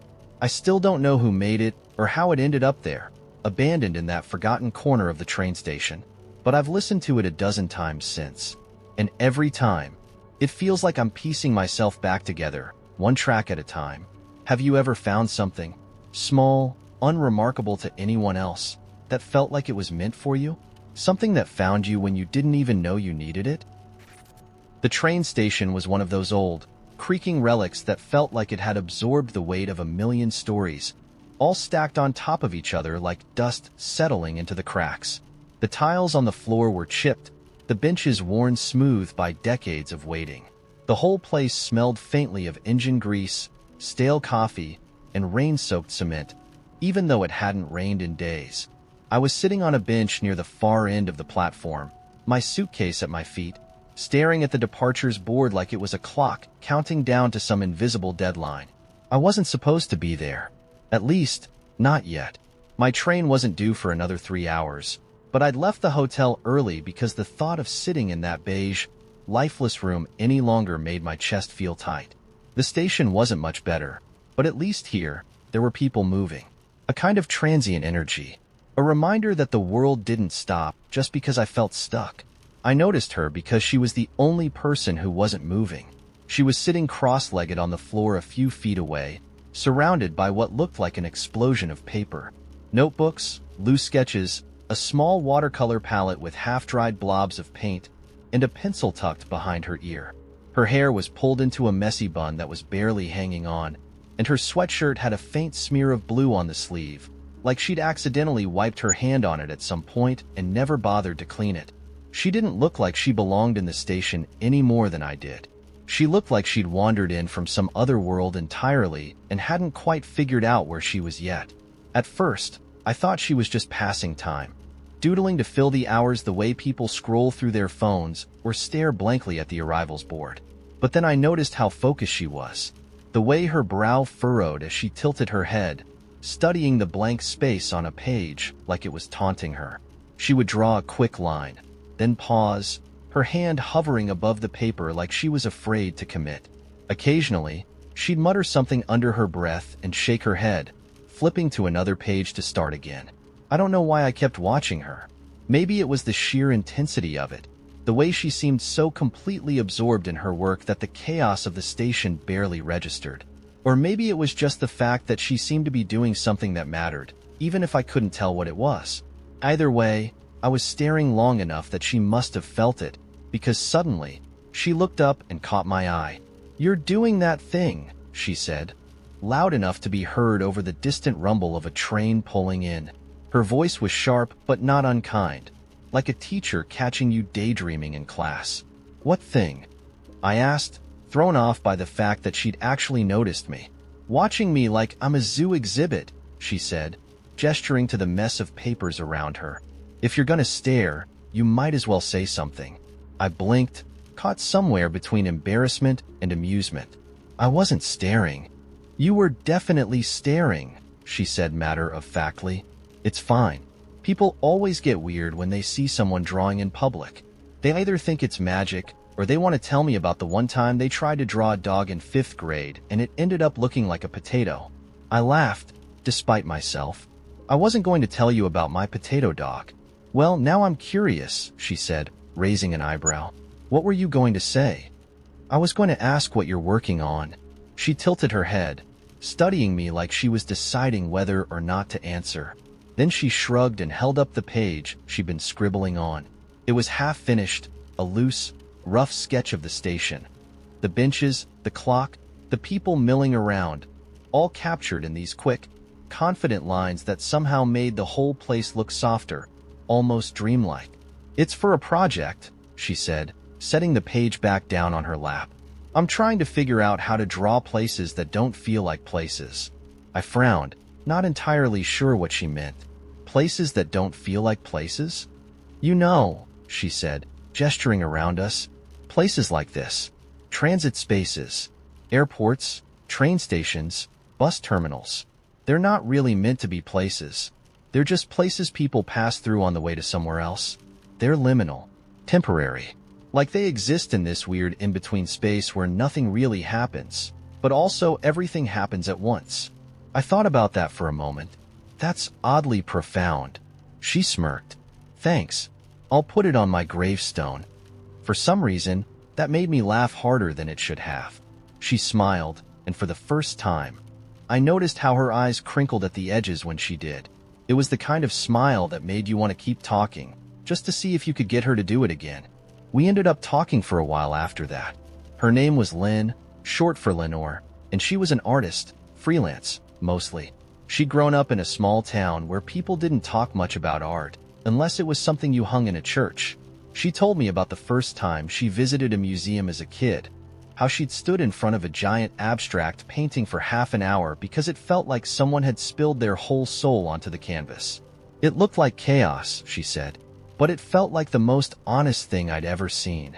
I told her about the reason I was at the station, about the job interview I'd had that morning and the way it left me feeling hollow, like I was on the verge of committing to a version of my life that didn't quite fit. She listened without interrupting, her pencil moving idly across the corner of a page as I talked. When I finished, she glanced up at me and said, "So why don't you just leave?" I blinked. "What do you mean?" "I mean, if it doesn't fit, why are you trying to force it? You could get on any train right now and go somewhere else. Start over." I laughed nervously, shaking my head. "It's not that simple." "Maybe it is," she said, her tone light but not dismissive. "People overcomplicate things all the time. They forget that starting over doesn't have to be this big dramatic thing. Sometimes it's just about taking the next step, even if you don't know where it's going yet." I didn't know how to respond to that. She made it sound so easy, like the answer was right there in front of me, and I was just too scared to reach for it. Before I could say anything else, the station loudspeakers crackled to life, announcing the arrival of my train. I stood up reluctantly, grabbing my suitcase and glancing back at her. She was already gathering her papers, tucking them into her bag with the kind of care you might give to something fragile. "Thanks for the conversation," I said, "and the unsolicited life advice." She grinned. "Anytime. Good luck with whatever it is you decide to do." I hesitated for a moment, then turned to leave. But just as I stepped onto the platform, she called out after me.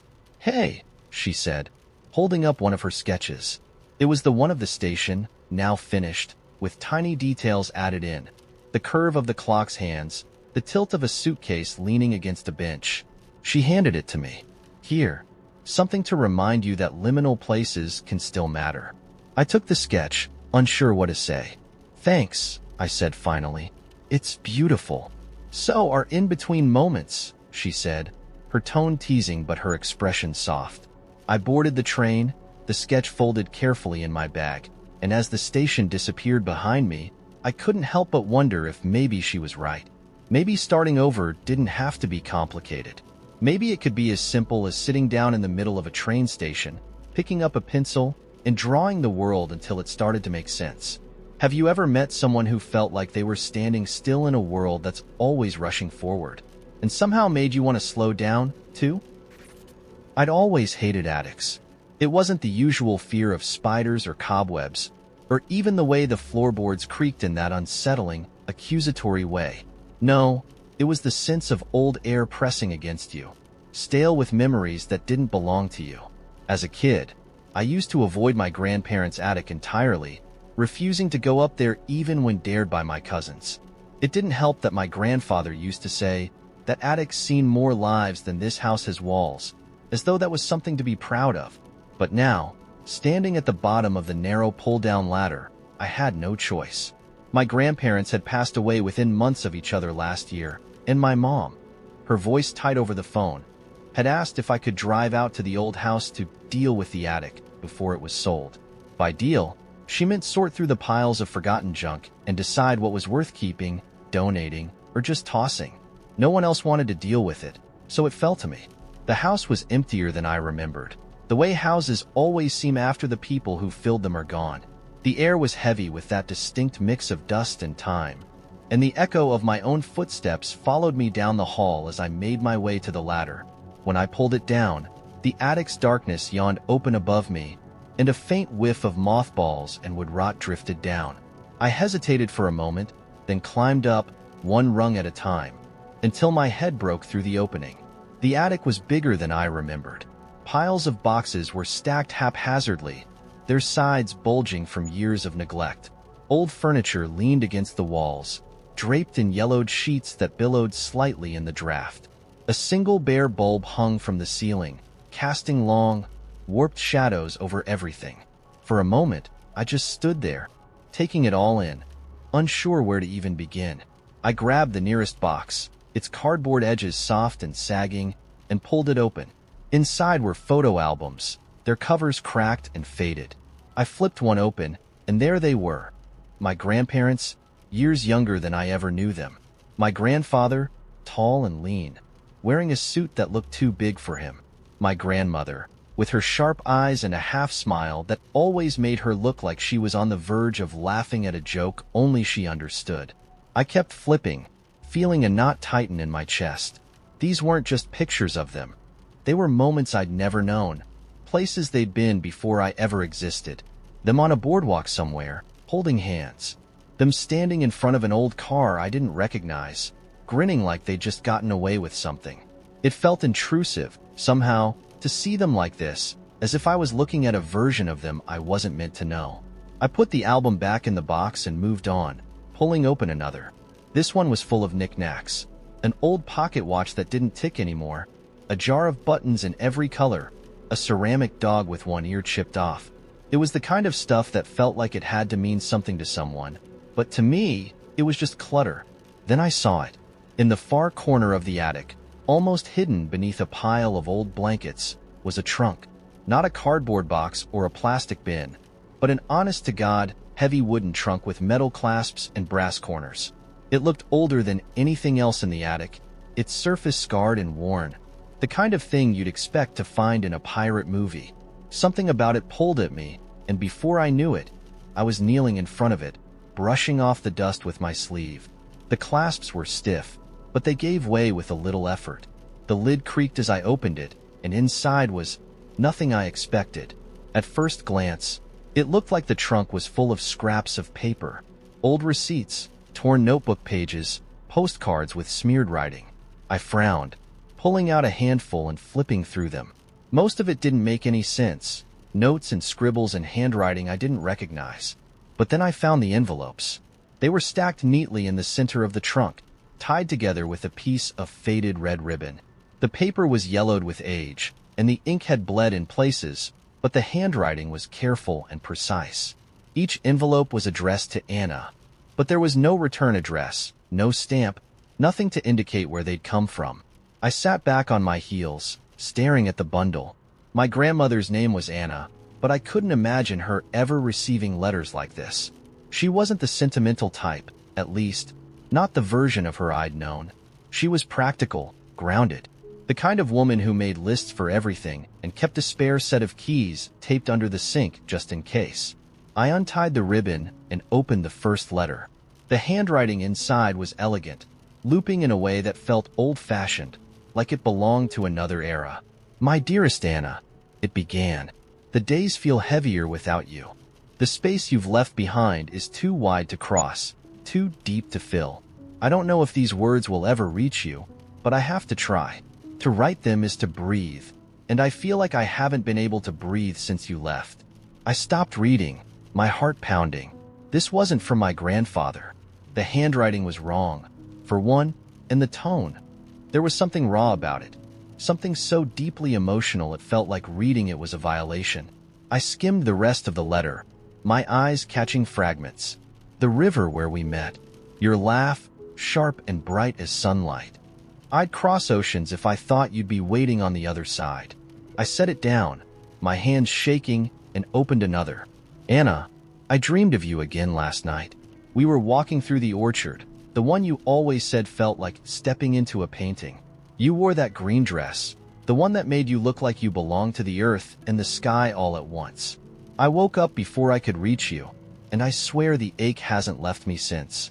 I read through 3 more before I couldn't take it anymore. Each one was the same, full of longing, of love so overwhelming it practically spilled off the page. None of them were dated, and none gave any clues as to who had written them. I sat there, surrounded by the letters, trying to make sense of what I just read. Had my grandmother had some kind of secret relationship? An affair? The idea felt absurd. She'd been married to my grandfather for over 50 years, and as far as I knew, they'd been happy. But these letters were real, and whoever had written them had known her in a way that felt intimate, unshakable. I spent the rest of the afternoon in the attic, going through the trunk. Beneath the letters, I found more scraps of paper, more notes and drawings. One sketch, done in pencil on the back of what looked like an old receipt, showed a woman standing by a river, her face turned away. Written beneath it in tiny, cramped letters were the words, "Anna, as I remember her." When I finally climbed back down, my head was spinning. I didn't tell my mom about the letters. I didn't tell anyone. I packed them back into the trunk, tying the ribbon as neatly as I could, and left them there. The house sold a few weeks later. I don't know what happened to the trunk, or if anyone else ever found it, but sometimes, late at night, I think about the letters, about the love that poured out of them, so vivid it felt alive, about the woman my grandmother might have been, and the life she might have lived before I ever knew her. And I wonder if love, like attics, is full of corners we're too afraid to explore. Places we don't look at closely because we're not sure we want to know what's there. But I think she would have wanted me to find them, to know that somewhere, in some hidden corner of her life, she was loved that fiercely. And maybe, just maybe, that's why she kept them. To leave behind a memory she could never bring herself to say out loud. The night my neighbor knocked on my door at 3 a.m., I wasn't expecting anything more than an annoyed complaint about the TV. I'd fallen asleep on the couch, some nature documentary still playing at a low hum, and when the knock came, it felt like I'd been ripped out of a dream, groggy and disoriented. I opened the door to see Mrs. Olmsted, the elderly woman from down the hall, standing there in her bathrobe. Her gray hair was frizzy and loose, her hands trembling as they gripped the doorframe. "Mrs. Olmsted, is everything okay?" I asked, already scanning the hallway behind her for any sign of trouble. She leaned in closer, her voice a raspy whisper that sent a chill down my spine. "You left your door open again," she said, glancing over her shoulder. "You shouldn't do that. It's dangerous." I frowned. "My door wasn't open," I said, stepping into the hallway to look. But then I stopped. The way she said it wasn't accusatory, it was a warning. Before I could ask what she meant, Mrs. Olmsted turned and shuffled back toward her apartment, muttering something I couldn't make out. The hallway was silent except for the faint creak of her door closing. I stood there for a moment, blinking away the haze of sleep and trying to make sense of what had just happened. My door hadn't been open. I was sure of it. But as I turned to go back inside, something made me stop. A faint smell, sharp and chemical, like burnt plastic, hung in the air. I sniffed once, twice, trying to place it, but it was already fading. I shook my head, telling myself I was just imagining things, and locked the door behind me. I woke up the next morning feeling like I hadn't slept at all. The TV was still on, the images of tropical birds now looping on some idle screen. I rubbed my eyes and stood, my body aching from the awkward position I'd slept in. As I moved toward the kitchen, I nearly tripped over something. It was a small, black feather. I stared at it for a moment, confused. It wasn't the kind of fluffy feather you'd find drifting out of a pillow, but sleek and sharp, with an almost metallic sheen. I picked it up, turning it over in my hand, and realized it felt heavier than it should. Warm, too, as if it had been left there only moments before. I glanced toward the windows. They were shut tight, the blinds still drawn. My apartment wasn't exactly prone to wildlife, given that I lived on the 7th floor of a rundown building in the middle of the city. I didn't own pets, didn't open my windows often, and certainly didn't have a reason to find a strange feather lying on my floor. Setting it on the counter, I tried to push the thought aside and went about my day. But something about it stuck with me, lingering in the back of my mind like an itch I couldn't scratch. That night, I double-checked my locks. First the deadbolt, then the chain. I even slid a chair in front of the door, just to feel a little more secure. Mrs. Olmsted's words replayed in my head as I turned off the lights. "You shouldn't do that. It's dangerous." I told myself she was just a lonely old woman, her mind starting to slip. But I didn't sleep much that night. The second knock came 3 days later. This time, it wasn't Mrs. Olmsted. When I opened the door, no one was there. The hallway was empty, the fluorescent lights flickering faintly overhead. I stepped out cautiously, my bare feet cold against the tile, and looked both ways down the hall. Nothing, just the quiet hum of the building's air system and the faint scent of mildew. And then I noticed the feather. It was sitting on the floor, right in front of my door. Another sleek black feather, identical to the one I'd found in my apartment days earlier. I bent down to pick it up, my hand hesitating just before I touched it. For a moment, I thought I heard something, a faint rustling, like wings beating far away. But when I stood, the hallway was still. I brought the feather inside, placing it next to the first one on the counter. They were identical in every way, right down to the faint metallic sheen and the unnatural weight. That night, I dreamed of birds. They weren't the kind of birds you see in the park or perched on telephone wires. They were massive, their wingspans stretching wider than the horizon, their feathers black as obsidian and glinting like knives in the moonlight. They circled high above me, silent and watchful, their eyes glowing faintly. When I woke, my throat was dry, and my sheets were tangled around me as if I'd been thrashing in my sleep.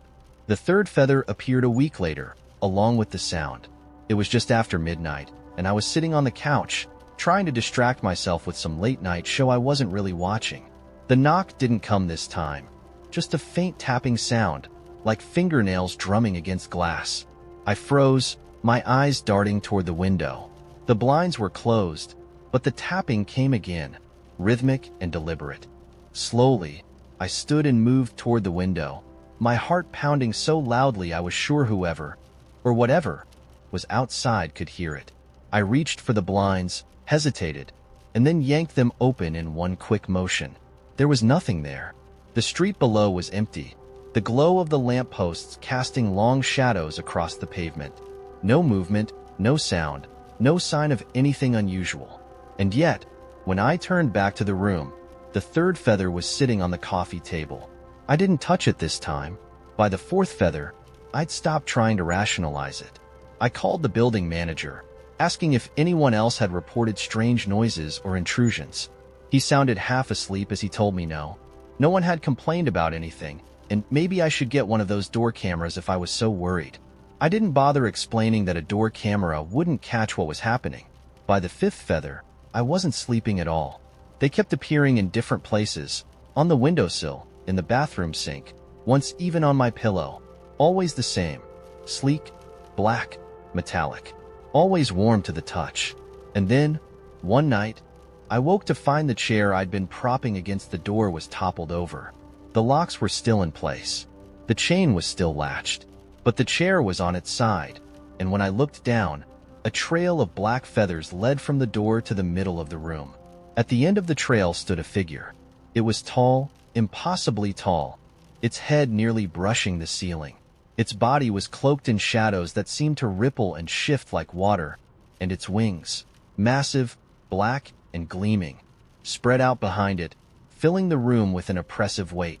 Its face was pale and featureless, save for two glowing eyes that burned like embers. "You left your door open," it said, the voice hollow and echoing. I wanted to scream, to run, to do anything, but my body wouldn't move. I didn't. I whispered, my voice trembling. The figure tilted its head, as if amused. "Not the one you think," it said, and then it reached out, its hand impossibly long and sharp, and I realized it wasn't offering me another feather. It was offering me a choice. The museum was one of those places people walked past without noticing, tucked between two larger, more impressive buildings with grand columns and shiny facades. Its entrance was modest, just a single glass door with the words "Museum of Near Misses" etched faintly across it in gold. I'd never heard of it before that day, even though I walked that street all the time. It had been raining, the kind of cold, relentless drizzle that soaks through your clothes no matter how fast you're moving, and I ducked inside without much thought, shaking the water from my coat. I expected a tourist trap, or maybe one of those odd little places full of curiosities with no rhyme or reason. Instead, I found something else entirely. The woman at the front desk barely looked up as I entered. She was middle-aged, with frizzy hair pulled into a loose bun and a pair of reading glasses that hung from a chain around her neck. She had the air of someone who'd been doing the same job for so long that nothing surprised her anymore. "Admission is free," she said, her voice flat and uninterested. "No photos, no touching the exhibits." "What kind of museum is this?" I asked, scanning the empty lobby. There were no posters, no gift shop, not even a pamphlet explaining what I just walked into. She sighed, as though I'd asked the same question she'd heard 100 times that day. "It's a museum for near misses. Missed connections, split-second decisions, the things that almost happened but didn't." I frowned. "Like history?" "Not quite. She gestured vaguely toward the hall behind her. "Go look for yourself." The hallway stretched out in front of me, quiet and dimly lit, the kind of space that felt like it existed outside of time. There were no people, no sounds other than the faint hum of the lights overhead. The first exhibit was a single glass case set into the wall. Inside was a pair of reading glasses, the kind you'd find at any drugstore, unremarkable except for the small plaque beneath them. These glasses belonged to a man who stopped to tie his shoe before crossing the street. He missed the bus he always took to work. 10 minutes later, that bus was hit by a drunk driver. I stood there for a long time, staring at the glasses, trying to imagine the man they belonged to. What had gone through his mind when he'd bent down to tie his shoe? Did he ever find out what happened to the bus? Did he even realize what he'd avoided? The thought unsettled me in a way I couldn't quite put into words. I moved to the next exhibit. This one was a small notebook, its cover worn and frayed. The plaque read, "The notebook of a woman who hesitated before sending a letter to an old friend. That friend passed away a week later, and the letter remained unwritten." My chest tightened as I read it. I tried to imagine what she'd wanted to say, what had kept her from writing. Fear? Doubt? Or just the belief that there would always be more time? Each exhibit was like that. Mundane objects tied to moments of profound consequence. A broken wristwatch from someone who missed a train that later derailed. A single red mitten left behind in a cafe by a woman who almost walked out into the path of a falling sign. A wedding ring from a man who proposed, was turned down, and later realized he'd dodged a lifetime of unhappiness. The objects weren't special, but the weight of their stories settled over me like a fog. The further I walked, the stranger it became. One exhibit was a shattered ceramic bowl, accompanied by a plaque that read, "The bowl that distracted a child long enough to delay his mother. She missed her meeting and wasn't in the building when the fire started." Another was a pair of dice, the kind you'd find in a board game, their surfaces smooth from years of use. These dice rolled double sixes when they needed anything but. The man playing lost the game and went home early, missing the storm that caused the bridge to collapse. It was overwhelming, seeing the tiny threads of coincidence and chance woven into these lives, the narrow escapes and missed opportunities. I started to notice things about the space itself.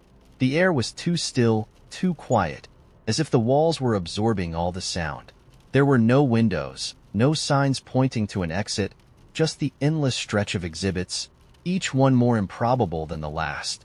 I reached a display near the end of the hall that stopped me cold. It was a plain white envelope, sealed and unmarked, sitting under glass like the rest of the objects. The plaque beneath it read, "This envelope was carried for 7 months by a man who never decided whether to mail it. Its intended recipient married someone else the week before he finally threw it away." Something in me cracked as I read those words. I thought about all the moments in my own life that had hinged on hesitation, on decisions made or avoided, on the tiny, invisible currents that pulled me one way instead of another. I thought about the people I'd lost, the chances I hadn't taken, the words I'd left unsaid. For a moment, I wanted to leave, to turn around and run back to the safety of the rainy street outside, but I couldn't. Something about the museum wouldn't let me. The last exhibit was different from the others. It wasn't a case or a plaque. It was a door. Simple, unmarked, and slightly ajar, as though it had been left open just for me. I hesitated, every nerve in my body screaming at me to turn around, but the pull was too strong. I pushed the door open and stepped inside. The room beyond was small and empty, except for a single chair in the center and a large mirror on the wall. The mirror wasn't like any mirror I'd ever seen. It was cloudy, its surface rippling faintly as though it were made of water. As I stepped closer, an image began to form. It was me, but not me, not as I was now. It was a version of me sitting in a cafe, laughing with someone whose face I couldn't quite make out. The image shifted, and now I was in a city I didn't recognize, standing on a stage, speaking to a crowd of people. It shifted again, and I was older, sitting on a porch with someone's hand resting on mine, watching the sun set. The mirror kept changing, each reflection showing a life I could have lived, paths I could have taken, people I could have become. Some of them felt close, familiar, like ghosts I'd brushed against without noticing. Others were distant, foreign, as if they belonged to a stranger wearing my face. I stood there for what felt like hours, unable to look away, until finally the mirror went dark. When I stepped back into the hallway, the exhibits were gone. The cases, the plaques, the objects, all of it had disappeared, replaced by bare walls and empty floors. The air felt lighter now, the heaviness that had followed me through the museum lifting as I walked. When I reached the lobby, the woman at the front desk was gone too, and the door to the street was wide open, the rain still falling softly outside. I don't know how long I stood there, staring at the empty space where the exhibits had been. Part of me wanted to believe it had all been a strange dream, a trick of my overworked mind, but the weight of what I'd seen stayed with me. I stepped out into the rain and turned back toward the building, but the door was gone. The museum was gone, replaced by a blank brick wall with no sign it had ever been there. I walked home in silence, my thoughts spinning with the lives I'd glimpsed, the moments I'd never have again, and the ones I still had time to claim. Have you ever felt the weight of a decision you didn't even realize you were making? Have you ever looked back and wondered what might have been, or looked forward and wondered what still could be? That's what I took from the Museum of Near Misses. Not just the stories of what almost happened, but the strange, aching reminder that sometimes the only thing keeping us from a different life is the smallest, quietest moment. There's a train station on the edge of town that doesn't appear on any map. It sits just past the industrial district, where the warehouses give way to an overgrown field of thistles and rusting fences. You wouldn't notice it if you didn't know it was there. The entrance is obscured by a crumbling brick archway that looks more like the remnants of a burned-out factory than anything functional. I found it by accident a month ago, on one of those walks you take when you need to untangle your brain.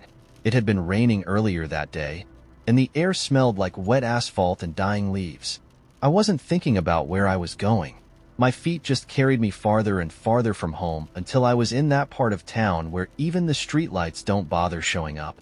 The archway caught my eye because of the sign hanging above it, a single word etched into warped wood, "Never time." It didn't make sense. The letters were uneven, scratched in with something sharp, and below them hung an old train schedule, its paper yellowed and curling at the edges. The times listed were nonsense: 3 hours 61 minutes a.m. 12 o'clock, but not today. Yesterday, 8:33 p.m. sharp. My first instinct was that it was some kind of art installation, maybe the work of a local eccentric who thought they were being profound. But the moment I stepped through the arch, I felt something shift. The air inside was different, colder, denser, and carrying the faint scent of something sweet, like burning sugar. The platform stretched out in front of me, its cracked concrete covered in moss and scattered with leaves that looked like they'd been there for decades. The rails gleamed faintly, as if someone had polished them recently, but there was no train, no sound, nothing but the low hum of the wind threading through the broken windows of the station. I should have left. Any reasonable person would have left. Instead, I sat on one of the wooden benches near the edge of the platform, brushing aside a cobweb that clung to the armrest. There was a vending machine nearby, one of those ancient ones that still used levers instead of buttons. It was stocked with items that made no sense: time pass deals, one-day tickets, round trip, rewinds, limit 2. Each was labeled with a price, but instead of numbers, the price tags said things like a memory you don't need anymore or one honest regret. I stared at it for longer than I cared to admit, wondering if it was a prank or some elaborate marketing scheme for an escape room. And then the train arrived. There was no sound to announce it. No rumble of wheels, no shriek of brakes, no distant whistle. One moment the platform was empty, and the next, it was there. An old-fashioned locomotive, black and silver, its surface gleaming like moonlight on water. The carriages were long and narrow, their windows dark, and as I stared at it, I felt a strange pull in my chest, like something inside me recognized it. The doors hissed open, and I could see faint light spilling out, soft and golden, but no one stepped out. I stayed frozen on the bench, watching, waiting, my pulse hammering in my ears. And then I heard a voice. "Where to?"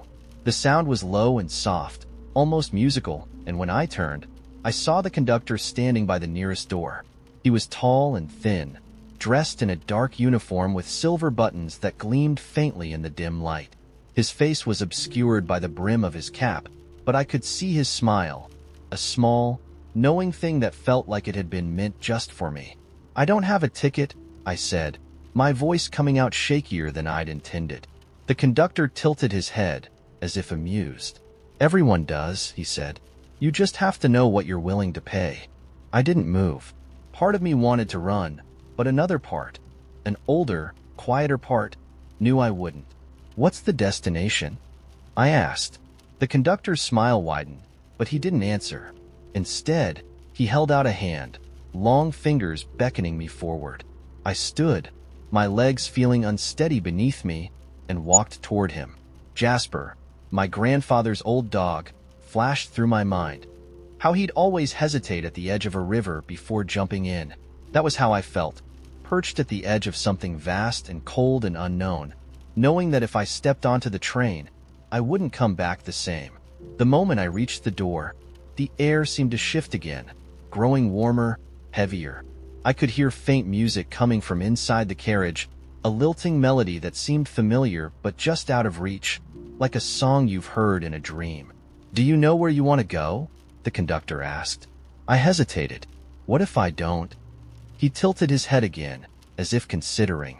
"Then you'll go where you need to." Before I could second-guess myself, I stepped onto the train. The interior was nothing like I'd expected. It wasn't the polished wood and brass fittings of old-fashioned rail cars, nor the sterile modernity of commuter trains. Instead, it was shifting. The seats changed as I looked at them. One moment plush velvet, the next cold steel. The windows flickered between showing a starless void and something that looked like a forest made of glass. I sat down, my pulse racing, and the train began to move. The world outside blurred into streaks of color, shapes bending and folding like reflections on water. I gripped the edge of the seat, trying to steady myself, but the train's motion wasn't rough. It was smooth, almost hypnotic, like floating. And then the memories started. Not mine. At least, not at first. They came in flashes. A woman standing on a cliff's edge, her arms outstretched as the wind tore through her hair. A boy running through a field of tall grass, laughing as he chased something just out of sight. A man in a small kitchen, sitting by the glow of a single candle, his head bowed in silence. Then came my own memories, woven seamlessly into the others. The time I lost my favorite book on a rainy day and cried so hard my mother had to make up a story just to calm me down. The way my grandfather's hands had felt, warm and calloused, as he showed me how to tie a fishing knot. The sound of my best friend's laugh, echoing across an empty skate park at midnight. It was overwhelming, like drowning in everything I'd ever been and everything I hadn't. And through it all, I could feel the train pulling me forward, towards something I couldn't see but could sense, like the first tug of a tide pulling you out to sea. When the train finally stopped, the conductor was waiting by the door, his smile still small and knowing. "Is this it?" I asked. His gaze met mine, and for the first time, I saw his eyes. They were silver, bright, and endless, like the surface of a frozen lake. "That's up to you," he said, and then the door opened. I haven't told anyone what I saw when I stepped out. Some things, I think, aren't meant to be shared. But I will tell you this, the train still comes. Once a week, always at dusk, always at the edge of that forgotten station. If you're willing to pay the fare, it'll take you where you need to go.